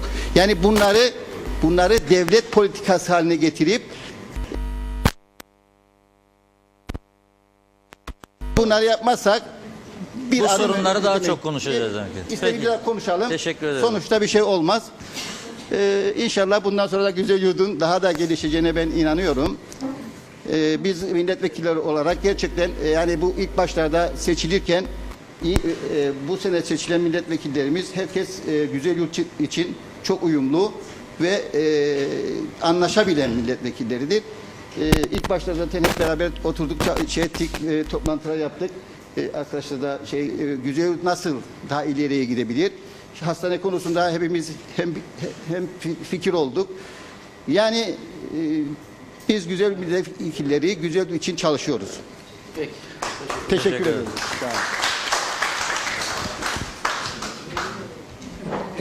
Ben Doktor Hüseyin Erçal, Cumhuriyetçi Türk Partisi Güzellik Milletvekili. Öncelikle bize bu ortamı yaratan Diyalog Medya grubuna teşekkür ederek konuşmamı başlatmak istiyorum. Birinci bölümde Kıbrıs sorunu tartışıldı. Gördüğüm kadarıyla Güzelyurt halkını temsil eden değişik kesimler arasında çok farklı görüşler yok. Büyük bölümü çözümden yana, Cumhurbaşkanımızın yürüttüğü görüşmelerin kendisini tatmin ettiğini düşünüyor şu ana kadar ve ortaya çıkacak metini görmeden de son sözü söylemek istemiyor. Biz de istemiyoruz. Doğrusu da bu. Yani referandum belirleyecek bir yerde. Tabii biz başından beri barışı savunurken Güzelyurt insanının, Kuzey Kıbrıs insanının da huzur içinde kabul edebileceği, huzur içinde referandumda evet diyebileceği bir çözüm şeklinin ortaya çıkmasını hep savunduk. Güzelyurt konusunda iki kesim arasında sanki bir inatlaşma varmış gibi görülüyor ama bence gereksiz bir tartışmadır bu. Biraz önce bir arkadaşımızın da belirttiği gibi federal bir güzel yurt ki geleceğin Kıbrıs'ının örneği olacağına inanıyorum ben. Geleceğin Kıbrıs insanının yaşamını temsil edecek bir görüntü olacağına inanıyorum. Böyle bir çözüme gönül huzuru ile bizlerin evet diyebileceğini, bölge insanımızın evet diyebileceğini düşünüyorum. Bu girişten sonra ikinci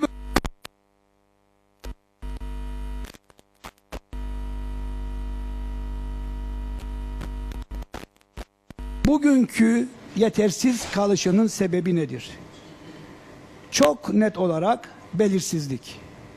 Belirsizliği de ortadan kaldıracak olan tabii ki çözümdür. Çözüme ulaşamadığımız sürece bu belirsizliği ortadan kaldıramayacağız. Kaldıramadığımız sürece de bölge insanının buraya sahip çıkmasını sağlayamayacağız. Bu noktadan sonra eğer çözümsüzlük devam ederse birçok arkadaşımızın da belirttiği gibi devletin ciddi yatırımlar yapması gerekiyor. Kıbrıs gibi turizm adasında turizminden nasibini alamayan tek bölgeyiz. Denizimiz var. Doğamız uygun. İnsan yapımız turizme uygun, açık, kucağını açabilecek bir yapı. Bugüne kadar eğer bu noktada yeterince faydalanamadıysak demek ki bizi idare edenlerin, bizlerin hatası veya yetersiz gayretleri var. Biz 2004 yılında ondan sonraki dönemde bölgeye iktisadi kalkınma projesi diye bir proje hazırlattık, sunduk ve ilerletmeye çalıştık. Maalesef ondan sonra bu proje devam ettirilmedi. Diğer bölgelerde gelişme patladı, turizm patladı. Bizde ne oldu? Arkadaşımızın da belirttiği gibi ülke nüfusuna %9 sahipken bugün ülke nüfusunun %6'sına düştük. Evet. Yani benim söylemek istediğim çözüm olsun veya olmasın. Olursa ki, tabii ki birinci tercihimizdir. Belirsizlik ortadan kalkacağı için bu bölge insanı Kıbrıs'ın geleceğinin örneğini oluşturacaktır. Eğer olmazsa ne yapacağız? Bu yolda biraz önceki gibi turizme yönelik en azından vatandaşımızın huzur içinde yaşayabileceği tarım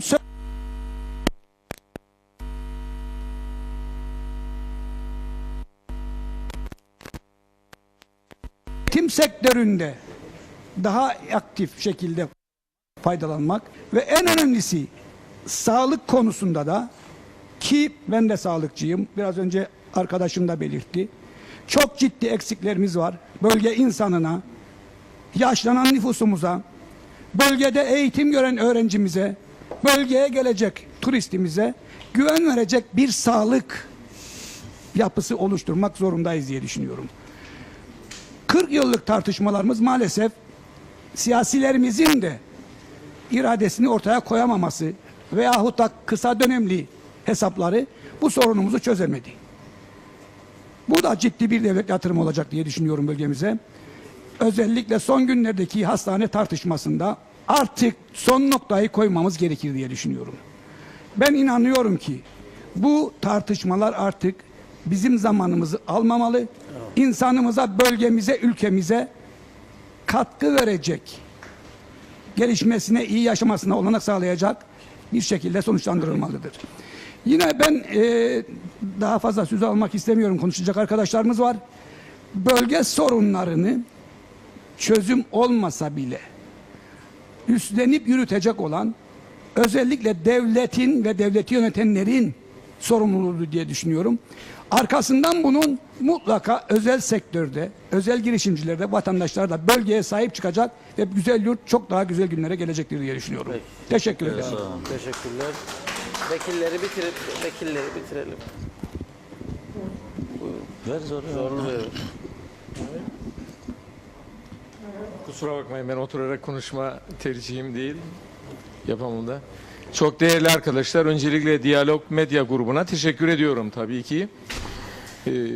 Güzel Yurt tabii 1974'ten sonra 42 yıl oldu.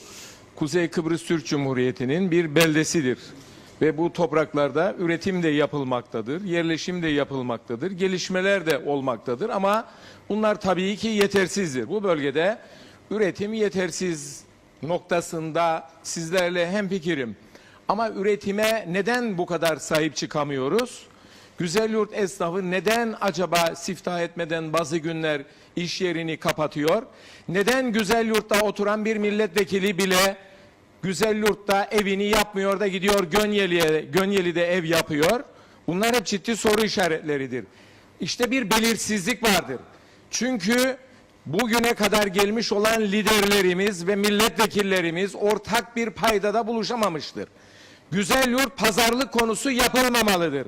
Güzelyurt'ta artık Kıbrıs Türk halkı özgürlük içerisindedir ve bu topraklara sahip çıkmıştır. Güzelyurt'a ve köylerine sahip çıkmıştır. Liderlerimiz Güzelyurt'u artık masada pazarlık konusu yapmamalıdır. Bunu Güzelyurt halkı, milletvekilleri, muhtarları, belediye başkanları, görüşmeleri yürüten lidere açıkça söylemelidir. 6 tane milletvekili var, 2 tane belediye başkanı var bu bölgede. Muhtarlar var bu bölgede, bir yerleşim biriminin en yüksek amirleri neticede. Gelin hep birlikte el birliği yapalım. Güzelyurt bizim artık vatanımızdır. Biz bu topraklardan göç etmeyi kabul etmiyoruz. Öncelikle bu tavrı koyacaksınız. Çünkü Rum tarafı diyor ki Güzelyurt olmazsa referandum da olmaz. Garantiler devam edecekse şekli ne olsa bile, yani garantiler sulandırılmış olsa bile Rum tarafı bunu kabul etmez ve asla referanduma da bu işi götürmez. Bakın Rum tarafı böyle Filettoros gazetesi ya diğer gazetelerden değil, Mavroyannis kendisi açıkladı geçen gün. 100.000 Rum'un geri dönmesini ve Annan planında yer alan, haritada yer alan yerlerin bize verilmesini ve daha fazlasını istedik diyor.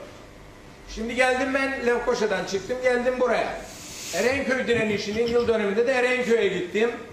Gönyeli'yi çıktıktan sonra Alayköy var. Alayköy yerel hakkı oldu. Türkeli Köyü Ayvasıl oldu. Yılmazköy Şillura oldu. Serhatköy Filya oldu. Geldik Güzelyurt'ta Omorfo oldu. Bostancı Zotya oldu. Aydınköy Prasyo oldu. Gemi Konağı 7 Gemikonhane oldu, İksere oldu, diğer taraf Gambo oldu.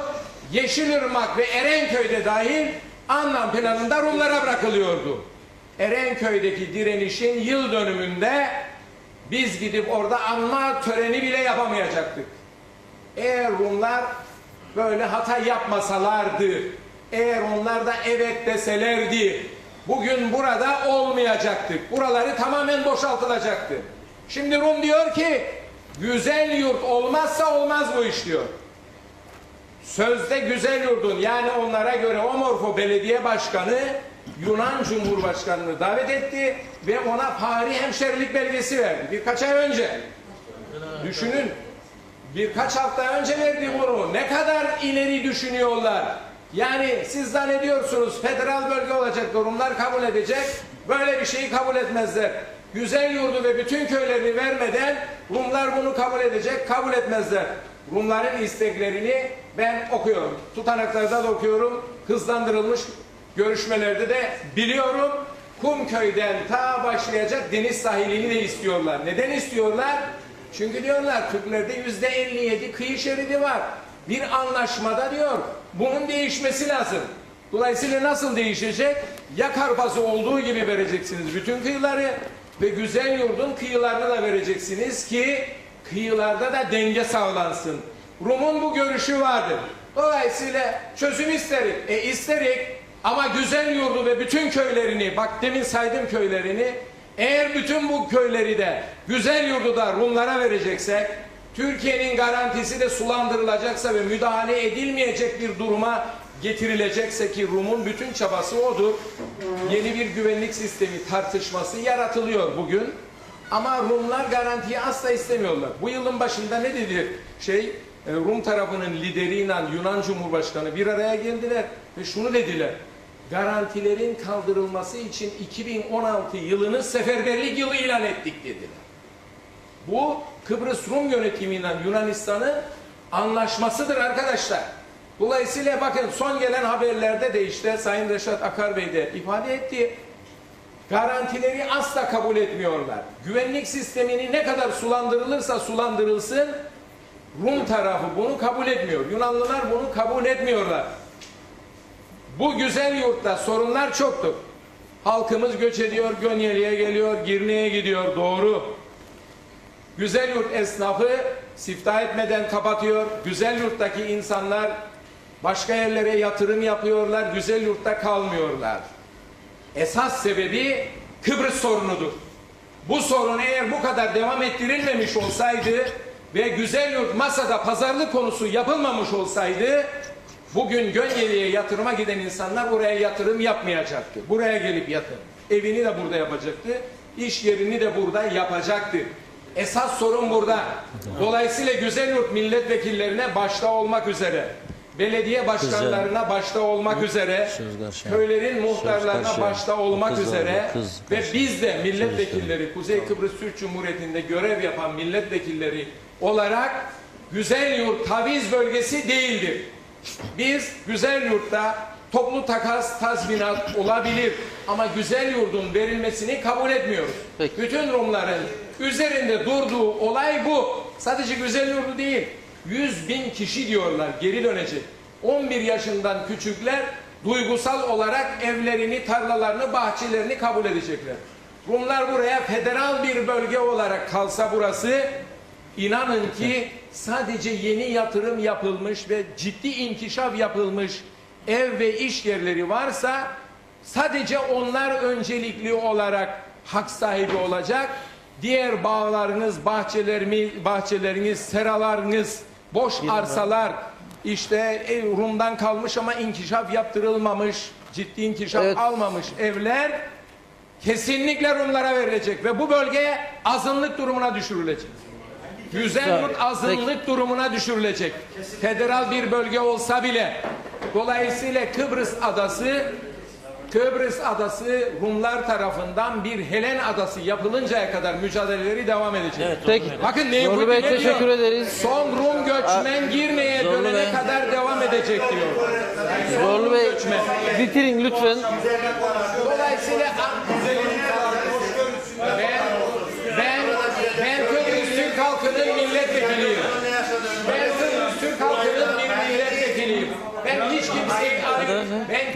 ayırmıyorum. Zorlu Bey. Güzel mutlu, Tamam. Lefkoşalı diye Yok. ayırmıyorum. Zorlu Bey. Kıbrıs Türk halkı bir bütündür.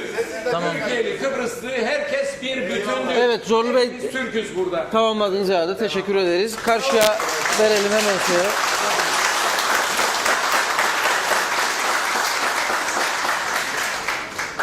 Herkese merhaba. Adım Aslı Murat. Avukatım, aynı zamanda dayanışma hareketi aktivistiyim. Ve burada konuşulanlar, evet, ilk oturumda gerçekten tamamen hoşgörü çerçevesinde şekilleniyordu. Yalnız biraz tansiyon yükseldi. Öncelikle şunu söylemek istiyorum. Karşılıklı konuşmaya dönmesini istemiyorum ama bu anekdotu da paylaşmam gerekiyor sanırım. Zorlu Bey bu bölge milletvekili değildir ve Omorfollar adına da konuşması mümkün değildir. Omorfollar zaten burada yaşadıklarını, hangi sorunları yaşadıklarını ve nasıl karar vereceklerini çok iyi biliyorlar. Tamam. Karşılıklı lütfen. Lütfen karşılıklı konuşmayalım. Tamam lütfen. Şinasi Bey. Lütfen. Hocam. Şinasi Bey. Hocam lütfen. Lütfen sesi yükseltmeyelim. Arif Bey. Hocam. Şşş. Tamam lütfen. Lütfen sesleri yükseltmeyelim lütfen. Tamam. Lütfen. Tamam. Aslan lütfen devam edin. Tamam. Başkanım sen Evet, müdahale siz et. devam edin. Devam edin. Tamam sırayla lütfen. Herkesin ifade özgürlüğü vardır ve ben burada söylediklerimi hepinizi dinlediğime göre saygılı bir şekilde, beni saygılı bir şekilde dinlemeniz gerekiyor. Ben herkese yaşından dolayı da hürmet ettiğim için şu anda cevap vermiyorum ama yaptığınız hakaretleri de aynen size iade ediyorum. Bunu da burada söylemek isterim. Ve şunu söylüyorum, burada yaşayan insanlar, ben burada yaşayan bir insanım. Hayatımı da burada devam ettiriyorum, burada çalışıyorum, avukatlık yapıyorum ve mahkemelerde de insanların ne gibi sorunlar yaşadığını da çok iyi biliyorum. O yüzden güzel yurtlular, üstünde basa basa söylüyorum, kendi sorunlarını dile getirebilecek ve kendi tartışmalarını yürütebilecek yerlerdir. Aynı zamanda şunu da eklemek isterim, ben bir feministim ve bu dile getirilen yöntemin çok erkek bir yöntem olduğunu düşünüyorum. Birilerinin birilerine bir şey buyurarak anlatması bana göre çok sorunludur. Bunu yapmalısınız, bunu etmelisiniz gibi şeyler karşınızdakine cahil muamelesi yapıyorsunuz demektir. Güzel yurtlular ne yapacağını çok iyi biliyorlar. 2004'te de bunu çok iyi biliyorlardı. Şimdi de çok iyi biliyorlar. Tabii ki herkes okuyup tartışıp karar verecektir. Hiç kimse ayrıntıya dair bir bilgi sahibi değildir. Ama milletvekillerimiz burada en azından bir takım ayrıntılara ilişkin bilgi verdiler. Reşat bize burada bir öneri sundu ki artık ezber cümleler üzerinden değil de ürettiğimiz yeni fikirler üzerinden tartışmamız gerekiyor. Çünkü öyle bir dönemde yaşamıyoruz. Öncelikle şunu da söylemek isterim. Ben bu ülkede barışın gelmesi için çocukluğumdan beri aslında mücadele veren bir insanım. Bunu da söyleyebilirim açık yüreklilikle ve bu ülkeye barışın gelmesi gerektiğini düşünüyorum. Çünkü başka çıkış yolumuz yoktur. İradeden bahsediyor bazı kişiler ve irademizi tartıştırıyoruz. Aslında çözümü niye tartışıyoruz ki bizim devletimiz var diyorlar. Ama KKTC'ye dayatılan ekonomik paketler vardır. Burada bizim irademiz yine yok sayılıyor. Bizim adımıza birileri karar veriyor ve bizim kurumlarımızın özelleştirilmesine dair kararlar veriyorlar. Biz yine söz çıkaramıyoruz. Yani aslında şu anki durumda da biz irademize sahip değiliz. Ve artık tıkanma noktasına geldik. Evet. Bence Kıbrıs'ta barış mücadelesini konuşurken ülkemizin içerisindeki sıkıntıları göz ardı etmememiz gerekiyor. KKTC artık çıkmaza girmiş bir sistemdir. Çok uzun zamandır çıkmaza girmiş bir sistemdir ve bu sistemi düzeltmek için bizim barışa ve çözüme ihtiyacımız vardır. O yüzden bir araya gelip bunu nasıl en sağlıklı bir şekilde gerçekleştireceğiz onu düşünmeliyiz. Ezber cümlelerden ve hamasetlerden vazgeçmeliyiz artık. Bu ülke kandan ve gözyaşından ve milliyetçi bu sloganlardan sıkıldı. Ben bir genç olarak artık slogandan bıktım. Bu ülkede çözümün gelmesini istiyorum. Bu kadar basit. Çok teşekkürler. Murat. Tamam. Nereye veriyor? Tamam. Ulus Bey'e ver. Sonra tamam. İyi akşamlar. Ulu Sese, Güzel Yurt Esnaf ve Zanaatkarlar Birliği Başkanıyım. Herkese selam. Şimdi bu tür konuşmalarda ders çıkarmak lazım, sonuç çıkarmak lazım. Bizim ülkemizde maalesef siyasiler olsun, halk olsun, herkes kendi arasında konuşur. Ama icraata gelince icraat yoktur. Maalesef icraat yok. Biraz önce arkadaşlar bahsetti, milletvekilleri bahsetti, sivil toplum örgütleri, insanlar bahsetti, bölgenin geri kalmışlığından bahsedildi, belirsizlikten bahsedildi. Doğrudur, doğrudur. Ben size iki konuda bahsedeceğim, iki konuyu alacağım ve milletvekillerine bu bir mesajdır. Bölgemizde malum ki ekonomik sıkıntı var, çarşı işlemiyor, esnaf siftahı yapmıyor, dükkanlar kapanıyor. Peki bu konuda meclise göre düşmez mi? Niye bu bölgenin esnafını vergiden muaf tutmuyorlar? Bakın size bir şey anlatayım. Ne yapıyorlar? Vergi dairesi ne yapıyor? Gidiyorsunuz, bir esnaf başkanı olarak ben, bu şikayetler bana geliyor. Gidiyorum onlarla da konuşuyorum. İnsanlar işlemiyor, siftah yapmıyor. Siz ayda mı yaşıyorsunuz? Çarşıya niye çıkmıyorsunuz? Vekiller de çıkıyor, onlar da çıkıyor. Onların aileleri var, herkes biliyor. Ama ne yapılıyor? Deniyor ki, tamam ya kabul ediyoruz, işlemiyorsunuz. Sizden diyor gelir vergisi istemiyoruz. Ama sizden KDV istiyoruz. Ne KDV'si? İş yoksa olmayan işin KDV'si mi olur? Diyor yemek yiyorsunuz ya diyor. Onun KDV'sini isteriz. Dedim zeytin ekmek yiyor. Ama diyor asgari ücret 1800. 2000'dir şimdi nedir? Onun KDV'sini ister. 2000 ise 150, 150, 300 her ay KDV ister. Böyle şey olmaz. Bunun adına hırsızlık denir. Peki meclisimiz hırsızları mı koruyor? Hırsızları mı hükümetidir? Hırsızların meclisi midir? Narenciyeci ürünü aldı, ödenmedi. Meclisin kapısına dayandık. Üretici parasını istedi. Polis önümüze dizdiler. Sordum polislere, ey polisler, siz hırsızların polisi misiniz? Bakıyorlar, cevap vermiyorlar. Evet, polis hırsızı koruyor.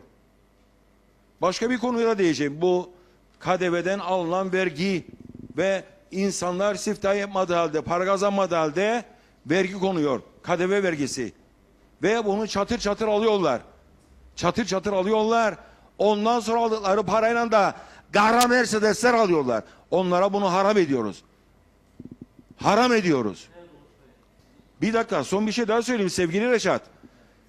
Esnaf işlemiyor, borç harç içinde bir bankadan o bir bankaya, Ali'nin külah Ali'ye. Gidiyor, esnaf kredisi çıkıyor, almak istiyor. Gidiyor, risk raporu Merkez Bankası'ndan. Bunlar bize geliyor. Ne oluyor biliyor musunuz sevgili Reşat? Esnafa Merkez Bankası'nda, ismini de vereyim somut olarak, Garanti Bankası bir esnafa geçmiş yıllardan 10 sene geriye dönük 10 Türk lirası borcu varmış. Nedir bu 10 Türk lirası? Kendi hesapları yanlış yapmışlar. Banka 10 Türk lirası borçlu görüyor. Donuğa düşmüş. Esnafa haber vermiyor. Gel borcun kapa diye. Ve ondan sonra krediye başvurunca Merkez Bankası'nda ortaya çıkıyor. Ve diyor ki Halk Bankası git diyor bunu hallet. Merkez Bankası'na gidiyor, Garanti Bankası. Garanti Bankası'na gidiyor, memur hatasıdır diyor. Ama bir şey yapamıyoruz. Sizin hakkınızda diyor. Bunu soruşturmak için kanuni işlem yapmak lazım. Kanuni işlem için İstanbul'a soruyor. Türkiye Bankası. İstanbul'daki hukukçu da burada bir hukukçu buluyor. Partner kendisine. Gidiyor vatandaş, esnaf. Diyor ki senin için yasal takip yapmamız lazım. Hukuki takip yapmamız lazım. Ve sen bu kadar para vermek lazım. Ya da ödemen lazım. Ya o banka hata yapmış, işlem hatası. 10 Türk lirası 7 sene önceden ve insandan binlerce para istiyorlar. Peki soruyorum sayın vekiller bunun adına ne denir? Bu bankaların yaptığı ne denir? Hırsızlık denmez mi? İşte Güzelyurt'ta esnaf böyle çalışıyor. Böyle bu şartlar altında. Burada esnaf olmak zor zanaat. İnsan burada esnafı yapmak için namusunu ortaya koyuyor. Sonuçta hırsız damgası yiyor. Dolandırıcı damgası yiyor. Maalesef esnaflık budur işte Güzelyurt'ta. Sayın vekiller lütfen mecliste eğer ben dinledim bir şey konuşmak da istemiyordum yani. Tamam mı? Ama Gördüm ki sorunları biliyorsunuz. Maliki sorunları biliyorsunuz. Çözümleri de bilmeniz lazımdır. Biliyoruz. Hepimiz biliyoruz. Evet. Peki ne yapmıyoruz? Sizden hassasiyetten en önemli meseledir bu. Bunu lütfen hallediniz. Bu vergi konusunu. Kredi alma için vergi şeyler çıkıyor. Sunat Bey geldi geçenlerde ve gördü ki Kalkınma Bankası geldi. Kalkınma kredilerinden güzel bir esnafı ne kadar faydalı biliyor musunuz? Bütün dağıtılan kredi %5. %95 diğer bölgelerin. Bölgecilik yapmak istemiyorum. Ama bu büyük haksızlıktır. Bunu yapılan bize büyük haksızlıktır. Meclisteki Ama bize bir tek onlar yapmıyor haksızlığı. Hepsi yapıyor. Güneyi de yapıyor, kuzeyi de yapıyor, Avrupa'sı da yapıyor. Hele o Avrupa bizi aldattı. Buraya geliyor, hibe programları, Avrupa Birliği şu bu falan. Tamam mı? Otelde toplantı yapıyoruz. O iş şeye gelince sevgili Erçal da bilecek konuyu. Ama burası diyor Rum toprağı şu bu falan bilmem ne eşdeğer olmaz diyor şu bu falan. Ya beyefendi dedim senin toplantı yaptığın yer de eşdeğerdir bu otelde. O nasıl oluyor? Toplantı yapıyorsun da kredi gelince hibe gelince niye vermiyorsun esnafa? O da haksızlık yapıyor bize. O konuda onlara hiç güvenmiyoruz. Başka bir şey daha söyleyeyim. Bu geçmişe dönük bir hatırlatmadır. İngiliz'e de güvenmiyoruz. Türkleri alıp evinden götürürken, kuyulara atarlarken hala da kemikler çıkar. Ne yaptılar? Garantördü. Nasıl garantördü? Gözünü kapattı gitti. Şahit bile olmak istemedi. Birleşmiş Milletler beraber yaşadık. United Nation un derdik. Onları da gördük. İnsanlar öldürülürken ne yaptılar? Gözlerini kapattılar gitti. Şahit bile olmak istemediler. Yoksa bu kadar küçücük bir ülkede ne için bu toprağın altına hala kemik çıkar? Şahit olmuş olsalardı güvenmiyoruz. Suriye'de Birleşmiş Milletler'in yardım konvoyları bombalanıyor ve engelleyemiyor. Ve durdurdu yardımı şimdi. Birleşmiş Milletler'in hiçbir şey yoktur demek ki. Hiçbir yaptığı bir şey yoktur. Biz kimden medet umuyoruz? Peki, teşekkür Kimden ederim. medet umuyoruz? Teşekkür ederim. Ama son olarak bir şey daha söyleyeyim. Kuzeyden gelen yetkililer, Türkiye'den gelen yetkililere de Beşir Atalay geldi. Kıbrıs yerinden sorumlu bakan. Dedik efendim durum çok kötü. Gidişat çok kötü. Böyle yaptı ha. Yapma ya dedi öyle şey yoktur dedi bana. Değerler çok iyi. Yani onlar da bizi zevkler maalesef. Yani burada olup gidenden farkında değiller. Farkında değiller. Ekonomik sıkıntıların farkında değiller. Evet. Hep indeksler, istatistikler ortadayken onları Bunu söylese- bilirlerken Teşekkür bunu ederim. görmezden gelmeleri o da bizi zevklemedir. Bir Evet. genç arkadaşımız Teşekkür var. ederim. Onu sağ olun. Sağ ol. Artık toparlamamız lazım çünkü Vaktimizi çok açtık. kısa bitirelim. Çok kısa. Buyurun. Evet ben çok kısa keseceğim, çok kısa şey söyleyeceğim. Burada herkes, pek çok arkadaşımız, pek çok büyüğümüz çok güzel şeylerden bahsetti. İsmim Muhammed Aydın, Gayretköy'de oturuyorum. Şimdi aslında Güzelyurt'un makus tarihi yani talihsiz olan bu tarihe aslında bir nevi Kuzey Kıbrıs Türk Cumhuriyeti'nin de makus tarihinin bir yansımasıdır. Somut veriler ortadadır. Reşat Kansoy'da da, Sayın Reşat Kansoy'da da somut veriler daha ayrıntılı bir şekilde mevcuttur ve bulunmaktadır. Güzelyurt işte çözüm olduydu olmadıydı, Güzelyurt verildiydi verilmediydi. Deye aslında biz Güzelyurt'un içini biz kendilerimiz boşalttık. Sayın Güzelyurt Milletvekili Ali Pilli de Doktor Ali Pilli de söyledi. Herkes anlaşmayı istiyor diye, birçok insan anlaşmayı istiyor diye burada. Evet doğru istiyoruz çünkü çözüme bizi ne yazık ki bizim kendi siyasilerimiz mahkum etmiştir ve bu duruma bizim gelmemizdeki en büyük sebep de bizim siyasilerimizdir. Bakın burada bir gerçeği görmezden gelemeyiz. 2 milyon TL'ye işte makam aracı almak yerine burada yollardan bahsedildi. İşte uzun ana yollardan falan bahsedildi. Burada Güzelyurt Kurtuluş Sesi ve Şehit Turgut Ortaokulu arasındaki yollarda bir bakarsanız, geçerken bir bakarsanız 2 milyon TL'nin daha harcanabilecek daha birçok güzel yeri olduğunu da aslında görebilirdik hepimiz.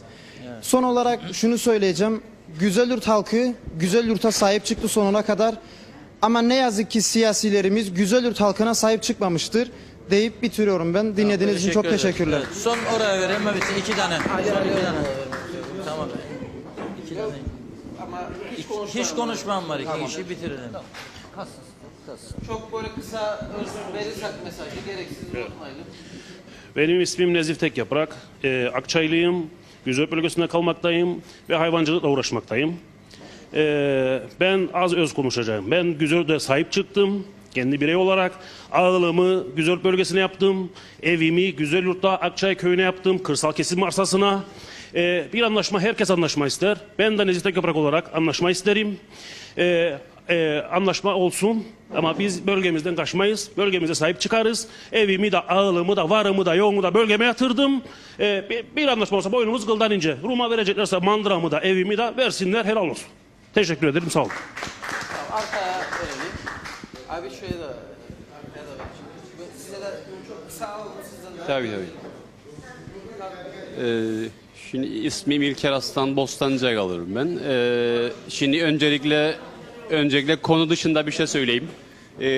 Başında daha kalabalıktık tabii, evet. Ama baktığımızda birkaç bayan dışında bir şey katılım göremedik. Bu da pek çağdaş bir ülkede olduğumuzu bayanlar açısından tabii. Duyarsız. Bu katılım da yoğun görükse bile Güzelyurt gibi kritik bir bölgede düşük bir katılımdır bence. Şimdi birincisi Kıbrıs konusu ayrı ama özellikle Güzelyurt'u konuşmak gerekirse vekiller gayet güzel izah etti. Hitapları da güçlü maşallah. Özellikle Zorlu Bey bayağı hiddetli konuştu ama tek eksikleri var. İcraat. Yani Güzelyurt'ta bu konuştuğumuz her şeyin başında konuşulanların yapılmamasıdır sorun. O yüzden 30-40 yıldır bunlar konuşuluyor. Şimdi en büyük ihaneti tabii ki siyasiler ve daha sonra Güzelyurt halkı siyasilere kanarak kendi yapmıştır. Sevgili Reşat'ın dediği gibi üretimin Narenciye'de düşüşü çok net ortadadır. Hiçbir şekilde devletin ciddi bir politikası olmamıştır. Ne geçmişte ne de şimdi. Şimdi şunu söylemem gerekir.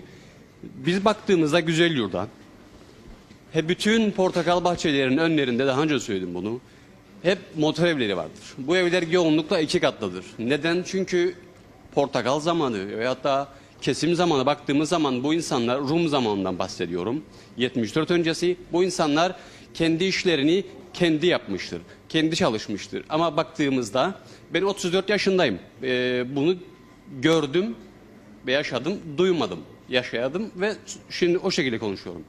Güzelyurtlular portakal kesim zamanı, ağaç budama zamanı ne yapmıştır? Tutalım bir Türkiye'li işçi de yapsın ya. Ama baktığınızda evladına, oğluna, kızına bunu yaptıramamıştır. Bahçesini kendi temizleyememiştir. Ne oldu? Paralar bu şekilde dışa gitti. Sen yapmazsan birileri gelip yapacak. Ben 74 sonrası buraya göç eden bir ailenin çocuğuyum Türkiye'den. Ben barış olmasını istiyorum. Bir karış devletin bana verdiği toprak yoktur. Bütün mal varlığımı, evim vardır Bostancı'da. Arabam, her şeyi satın aldım parasıyla. Gerekirse veririm. Niçin? Çünkü yolu gördünüz, geldiniz siz. Yani komedidir. Bir düşersiniz, bir inersiniz. Bariyer yoktur, güvenlik sıfır. Yani her anlamda istikrarsız bir bölge. Biz burada yaşıyoruz. 40 yıl oldu, 34 senedir ben buradayım. Yine bu bölgede Güzelyurt'ta yaşamak istiyorum. Ama sorun milletvekillerinin buradaki birlikteliğinin mecliste bir türlü sağlanamaz. Bir platformda hepsini bir arada göremiyoruz. Sorun icraat, bütün hepsi eşittir icraat. Teşekkür ederim.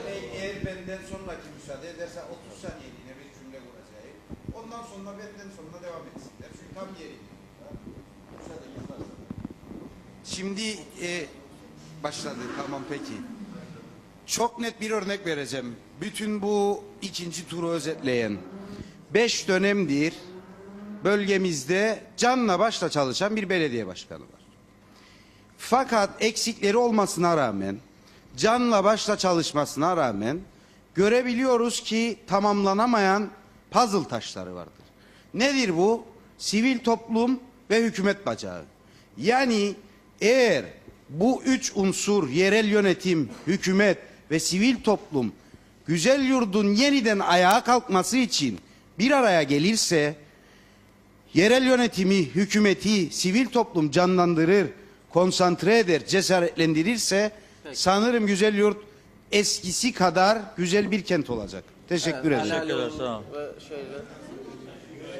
Tamam, ikinizle bitirelim artık. Söyle. Buyurun. Evet. Evet. Buyurun Sayın Bey. Sayın Reşat Akar, sevgili Aytunç. Evet arkadaşlar sonundayız. Son 5 dakika kaldı, bitiriyoruz. Güzelyurt bütün milletvekillerini, belediye başkanlarını, halkını, sivil toplum örgütlerini bir araya topladığınız için sizlere teşekkür ediyorum. Ben inanıyorum ki biraz evvel de sizin söylediğiniz gibi ona inanarak bütün bölgelerde bu organizeyi yapacağınızı söylediniz. Ve ben inanıyorum ki bir uyanışa adım attığınızı görebiliyorum ve bundan dolayı sizlere teşekkür ediyorum. Diyalog TV'ye, Diyalog Medya Grubu'na teşekkür etmek lazım. Çünkü ölü toprağa atılmış bir toplumda yaşıyoruz. Uzun zamandan beridir. Gerek siyasilerin, gerek meclisin, gerek diğer örgütlerin çabaları var bu ülkede bir sonuç alma noktasında, ama bu ruhsuzluk ve bu ölü toprağı, bu ekonomik sorunlar, işte problemler, çözülmeyen işlerden dolayı adım atılamıyor, işler yürümüyor. Çünkü toplum bir ruhsuz noktada yaşam sürme noktasında. Bankaların, insanları, devletin bütçesini, bütün kurumların, bütün özel sektörün varlıklarını ipotek altına alması ve binlerce insanın bu ülkede boş pata altında olması noktasında hiçbir sorun çözülemez, hiçbir iş yürütülemez. Olanlar da o noktada kalıyor, kapatılıyor. Millet ülkeyi terk ediyor veya işi bırakıp mangala, yemeğe, içmeye ve kendi çemberinde yaşamı ve yaşam tarzını sürmeye ve ölümü bekleme noktasına geldi. Bunları Medya TV, Diyalog TV açacaktır diye düşünüyorum. Bütün toplumu uyandıracaktır diye düşünüyorum. Bugün konuşulan buradaki arkadaşların hiçbiri umut verici veya mutluluk verici bir konuşma yapmamıştır. Hep beklenti içinde, hep umut içinde, çözüm bekleyişi her şeyi çözecektir. İşte devletimize sahip çıkarsak bunlar olacaktır noktasında hep aynı şekilde söylemler devam ediyor. Herkesin yıllardan beri söylediği şeyler bunlar. Tabii ki biz uyanmamız lazım arkadaşlar. Tabii Cumhurbaşkanımızın çabaları, uğraşları, Türkiye, Avrupa, Yunanistan, İngiltere, Amerika, hep bunlar Kıbrıs sorunu üzerinde bir çalışma noktasında, ama 42 sene var. Hiçbir şey çözülmedi, hiçbir şey bir noktaya getirilmedi. 2 tane konu vardır çözülmesi gereken. Bir tanesi mal noktası, ülkedeki mal sorunu. İkinci konu da tanınma sorunu veya bir federasyon çatısı altında iki devletin buluşması ve dünyaya açılmamız meselesidir. Bugün Kıbrıs Türk'üne uygulanan ambargoların bu Kıbrıs Türk'üne yaşattığı ekonomik sıkıntıları, çözümsüzlüğü, problemi görebiliyoruz. Yani bunları da göz önünde bulundurmamız lazım. Bu insanlık dışı, bu çağ dışı sorunların, bu ambargoların çözülmesi noktasında önceliğimiz nerededir? Çalışmamız, kavgamız, mücadelemiz nerededir? Bunu da ortaya koymamız lazım ki o dediğimiz biraz evvel ürettiklerimizi nereye satacağız, ihracatımızı, ithalatımızı ne yapacağız noktasında çözüm bulabilelim. Bunlar bizim önümüzü açacak çözümlerdir. Kıbrıs sorunun çözümünden önce çözümlerdir. Türkiye'nin buradaki halkın yaşamasıyla ilgili atacağı ekonomik veya sistemsel veya diğer siyasi noktalardaki duruşu ve buradaki sistemin oluşturulması noktasında atacağı adım önemlidir. Bunları tartışmamız lazım. Akıncı'nın güzel bir lafı vardı. Yurt içinde ekonomisi güçsüz olan ülkeler yurt dışında başarılı olamazlar, çözümde başarılı olamazlar diye güzel bir şeyi vardı. Önce biz kendi evimize sahip çıkacağız, kendi kurumlarımıza, devletimize, her şeyimize sahip çıkacağız. Görüyorsunuz bir özenti vardı bundan 5-10 sene evvel Rum tarafına işler, eurolar, Kıbrıs paraları, arabalar, Mercedesler, ama maalesef onlar da battı, onlar da bitirildi. Bugün bakıyorum sağı solu arkadaşlar ne diyor? Güzel yurt bizimdir, yatırım yaptık, vatanımızdır, yurdumuzdur diyorlar. O anlam planında evet diyen yapı zannederim o bugünün şartlarında daha dikkatli, daha iyi düşünülerek yapılacak veya karar verilecek bir noktadır. ülkemize sahip çıkalım, uyanalım ve bu ülkeyi önce kendimize yaşanacak bir noktaya getirelim ve sonra çözüm arkası gelecektir diye düşünüyorum ve güçlü bir şekilde o beklediğimiz siyasi haklarımızı, diğer haklarımızı da alabileceğimize inanıyorum ve sözlerimi bitirirken bu güzel ortamı yarattığınız için sizlere teşekkür ediyorum Sayın Reşat Akar. Sevgilerimi, saygılarımı sunuyorum.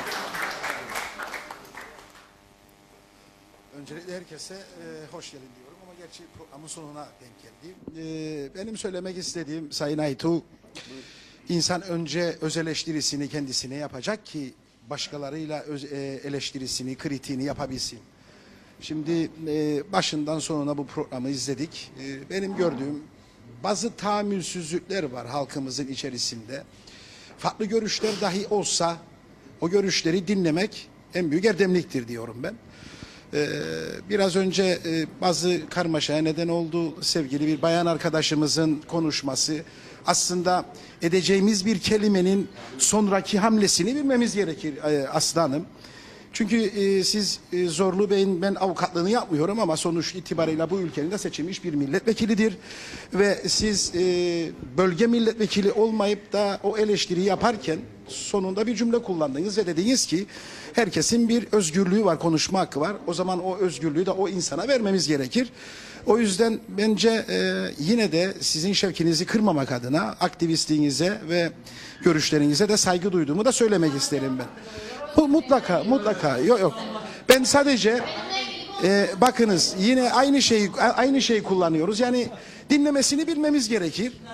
Tabii ki yok ben bir yanlış gördüm. O yanlışı dile getirmek istedim.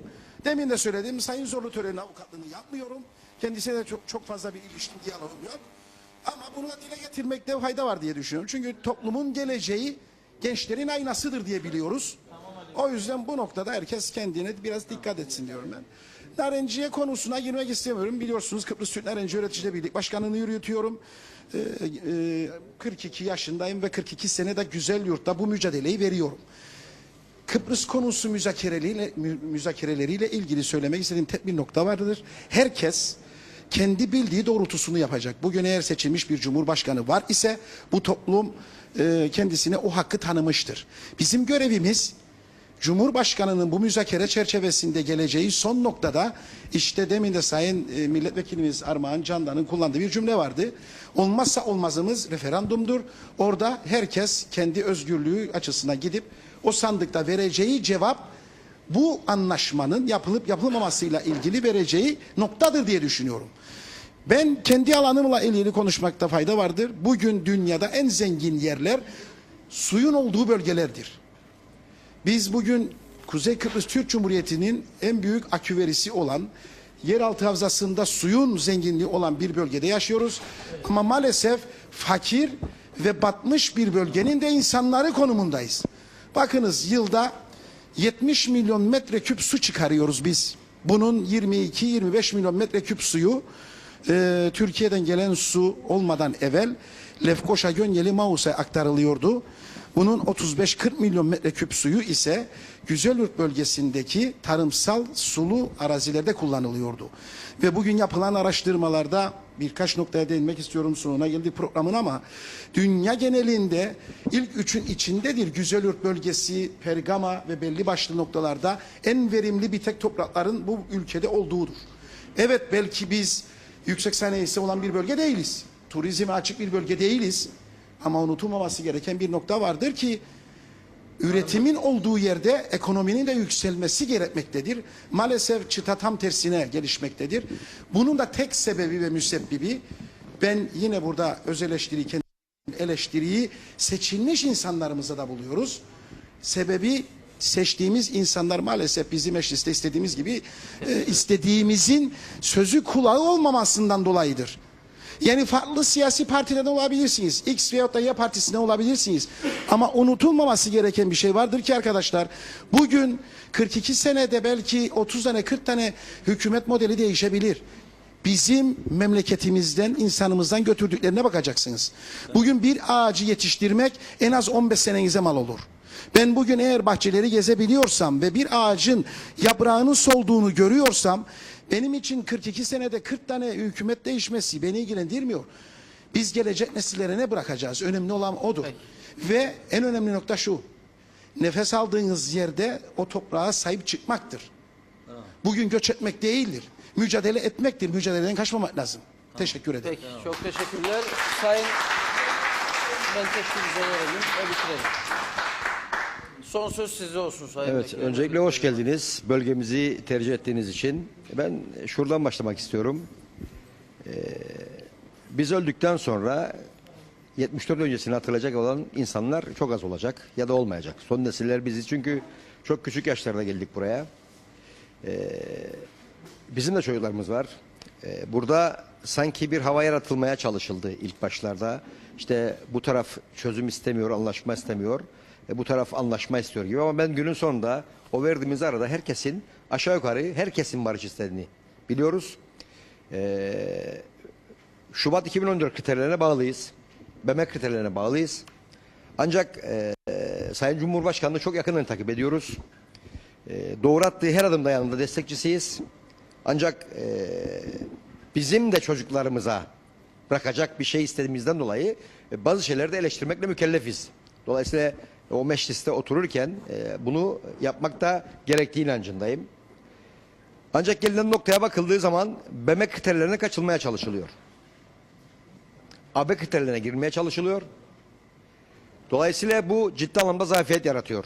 Siyasette bazı şeyleri çok önceden açık etmeyeceksiniz. Yani örneğin çapraz seçimde güven çok önemlidir. Bu güven hemen tesis olamayacağına göre ciddi anlamda zorluklar çıkacağı gündemdedir. Dönüşümlü başkanlığı kabul etmiyoruz diyor kesinlikle. Bizim zaten Cumhurbaşkanı diyor ki eğer bu olmazsa olmaz. Yani burada koptu mu? Bir 14 Eylül vardı. Ancak son yapılan bir açıklamada üçlü konferanstan sonra devam edebilir açıklamaları 14 Eylül'ün anlamını ortadan kaldırdı. Demek ki bu iş daha devam edecek. Hatta 2017'ye sarkacağından bahsediliyor. Dolayısıyla ilk konuşmalarda çözüm 2016'da bitecek konuşulurken şu anda bu sarktı. Peki ben soruyorum. Özellikle Kuzey Kıbrıs Türk Cumhuriyeti, ama özellikle Güzelyurt halkına soruyorum. Biz bu çözüm olana kadar bu bölgelerde hiç yatırım yapmayacak mıyız? Hiç gelişmeyecek miyiz? Hangi Avrupa Birliği, hangi ülke Avrupa Birliği'ne girdiği zaman delegasyon kondu? 4'e 1 olacaksınız. Türk askeri çekilmezse olmaz. Şu olmazsa olmaz, bu olmazsa olmaz. Bizim savunduğumuz birinci hukuktu. Hayır, siz ikinci hukuka gireceksiniz. Peki bu Kıbrıs Türk halkının insanca yaşaması hakkı değil mi? Doğru. Bu şartları düşündüğümüz zaman yine altını çizerek söylüyorum. Masadan kaçmadan sonuna kadar. Ve bana sorular geçiyor. Peki B planınız nedir diye. Olmazsa bana ne soruyorsun dedim. Bunu karşı tarafa soracaksınız. Onların B planı nedir? Çünkü Kuzey Kıbrıs Türk Cumhuriyeti çözümden yanadır. Federasyon yanadır. O bahsettiğim Şubat deklarasyonundan yanadır. Bunu iki toplum lideri imzalamıştır ve bu doğrultuda gidiyor. Peki B planları olmazsa ne olacak? Hayat duracak mı? Hiç kimse ev yapmayacak mı? Hiç kimse çocuğuna bir şey yatırım yapmayacak mı? Dolayısıyla çok ince bir ayrıntıdayız. Herkes anlaşmayı yaparken 60'ta da aynısı yapıldı. Zorla anlaşma yapıldı. Bu evlilik 3 yıl sürdü. Az önce konuşmamın başında şunu söyledim. Son hatırlayacak olan nesil biziz. Biz nereden geldiğimizi, bizim büyüklerimiz nereden geldiğimizi biliyoruz. Hiçbir şekilde hamaset yapma niyetinde değilim. Vatan millet Sakarya tutukları çekmek niyetinde değilim. Ancak bunları unutmamak gerekir diye düşünüyorum. Evet. Eğer çocuklarımıza ciddi bir gelecek bırakmak istiyorsak, bütün bunları göz ardı ederek kalıcı barışı oluşturacak ve az önce bahsettiğim o güveni yaratacak bir anlaşma olmazsa günün sonunda değişen hiçbir şey olmayacağına inanıyorum. Yakinen takip ediyoruz. Arif abiyle bir şeylere girdik. Evet, tutanaklar geliyor. Mecliste okuyoruz tutanakları. Ancak bu tutanakların haricinde hükümetin de orada bir temsilcinin olmasını talep eden başbakanın haklı tarafları vardı. Çünkü teknik komitelerde nasıl olması gerektiğini düşünüyoruz. Off the record olan şeyler gelmiyor. Dolayısıyla Biz hatırlayacaksınız 12 maddeli bir anayasa değişikliğine gittik. Şöyle bir tepki geldi, red çıktı. Ki bunun içerisinde en önemlisi yargıyla ilgiliydi. Toplumun işlerini rahatlatacak olan maddelerle ilgiliydi ve toplumdan gelen cevap şuydu. Biz bu seçim içerisinde bu 12 maddeyi okuyup özümseyene kadar neyin ne olduğunu anlayamayız. Onun için zaman lazım dediler. Düşünün, yıllardan beri süren Kıbrıs konusuyla ilgili bir referanduma gireceksiniz. Ve diyelim ki buna 2 aylık bir süre verilecek. Ve siz bu 2 aylık sürede gezip bunu insanlara anlatacaksınız. Hatırlayın anlam plan dönemini. Evet. O kitapçıları kaç kişi okudu? Doğru. Kaç kişi özümsedi? Dolayısıyla eğer Kıbrıs Türk halkı ciddi anlamda barış istiyorsa bu Avrupa Birliği'nin şımarık çocuğuna bir dur demesi gerekiyor. Bunun altını çizerek söylüyorum. Anlam plan öncesinde iki tarafın evet demesiyle girilecekti. Bir Ali Cengiz oyunu ile tek taraflı Avrupa Birliği'ne girer. Ne oldu? Biz evet dedik 2003 anlam planında, yine biz mahkum olduk. Yine Güzelyurtlu mahkum oldu. Ve her zaman biz bölge bütün milletvekilleri, bütün rektörler, bütün belediye başkanları burada toplantılar yaptık. Ve çıkan sonuç şuydu. Belirsizlik, Aynen. gençlerin kaçması, kimsenin buraya yatırım yapmaması, Güzelyurt'un geri kalması, Güzelyurt'un bir adım ileri gidememesi, belirsizlik. Artık bu belirsizliği çözmek için biz yakinen takip ediyoruz. Son bir şey daha söyleyeceğim. İkinci konuyla ilgili herkes işte vekillere yüklendi. Vekiller şöyle suçlu, vekiller günah keçisi. Peki ben soruyorum. Bu vekilleri yaratanlar kimlerdir? Dolayısıyla şunu söylemek istiyorum. Ben de başta ben olmak üzere hepimiz öz eleştirimizi yapacağız. Bu toplumun bir adım ileri gitmesini istiyorsak hepimiz elimizi taşın altına koyacağız. Hiç kimse sen şusun ben busun değil. Biziz. Biz bunu kabullendiğimiz gün bu işi çözeceğimize inanıyorum. Çok teşekkür ederim bana söz verdiğiniz için. Saygılar sunarım. Evet. Şimdi ben bu programı cover ederken bu toplantıyı öncelikle bize bu salonu tahsis eden BESEM Başkanı Sayın Fikret Keleş'e, programın başından beri burada bizimle birlikte olan belediye başkanımız Sayın Mahmut Özçener'e, Kaymakam Sayın Tevfik Direnc'e, UVP, CTP, bağımsız milletvekillerimize, sivil toplum örgütlerine, bir arkadaşımız programın başında tabii herhalde o bir miting düşündü ama biz zaten bir televizyon programı için bir miting futbol sahasında yapamazdık bu programı. Bu salon doldu taştı, ayakta birçok insanımız izledi. Yoğun bir katılım olduğunu inanıyoruz. Bütün sivil toplum örgütleri hemen hemen burada. Sosyal içerikli, ekonomi içerikli, Narince Üreticileri Birliği Başkanı burada, sendika başkanımız burada. Hayvan Üreticileri Birliği Başkanı burada. Bölgedeki hayvancı arkadaşlarımız burada. Biz zaten biliyor arkadaşlarımız da Diyalog TV yayın hayatına başladığı günden itibaren Diyalog Gazetesi hep ekranlarımızı açtık üreticiye, köylüye. Onları her zaman destekledik. Çünkü üretim olmadan, ekonomi olmadan hiçbir şekilde kalkınmanın olamayacağını biliyoruz. Bu akşam burada da gördük. Geçen yılki katılımların çok üzerinde. Belli ki bir heyecan var. Herkes, halkımız merak ediyor. Bu Kıbrıs meselesi ne olacak? Nereye gideceğiz? Yeniden göç mü edeceğiz? Nasıl bir sonuç çıkacak ortaya? Bu heyecanın devam etmesinde fayda var. Sayın Sendika Başkanımız söyledi biraz önce, dikkat ettim. Dedi ki siz hareket başlattınız, toplumun, uyuyan toplum hareketlensin diye. Hakikaten baktığımızda Güney Kıbrıs'taki örgütler, toplumlar çok daha bu süreçte hızlı bir şekilde, aktif bir şekilde devreye girdiler. Bütün örgütler gidiyor, Cumhurbaşkanlarını görüyor, parlamentoya gidiyorlar, siyasi partilere.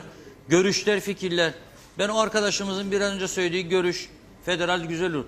Rumlar bunu kabul eder mi? Şahsi görüşümü söylüyorum. Etmezler diye düşünüyorum ama zorlayalım bakalım ne diyecekler. Her şey aydınlığa kavuşsun. Bunun gibi fikirler ortaya çıkması iyidir.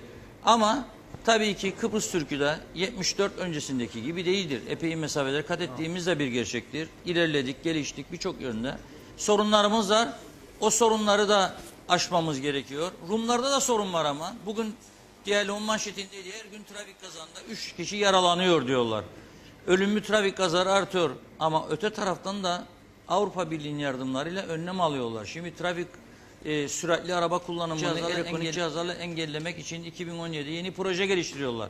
Kırmızı ışıkta durmayanları avlamak için yeni projeler geliştiriyorlar. Biz de bunları takip edip çözüm olur olmaz kendi evimizin içini düzeltmemiz gerekiyor. Bu şart, yani bu zaten iki bölgeli bir çözüm olursa gene kendi evimizde yaşayacağız demektir. Gene temiz bir ev yaratmamız lazım.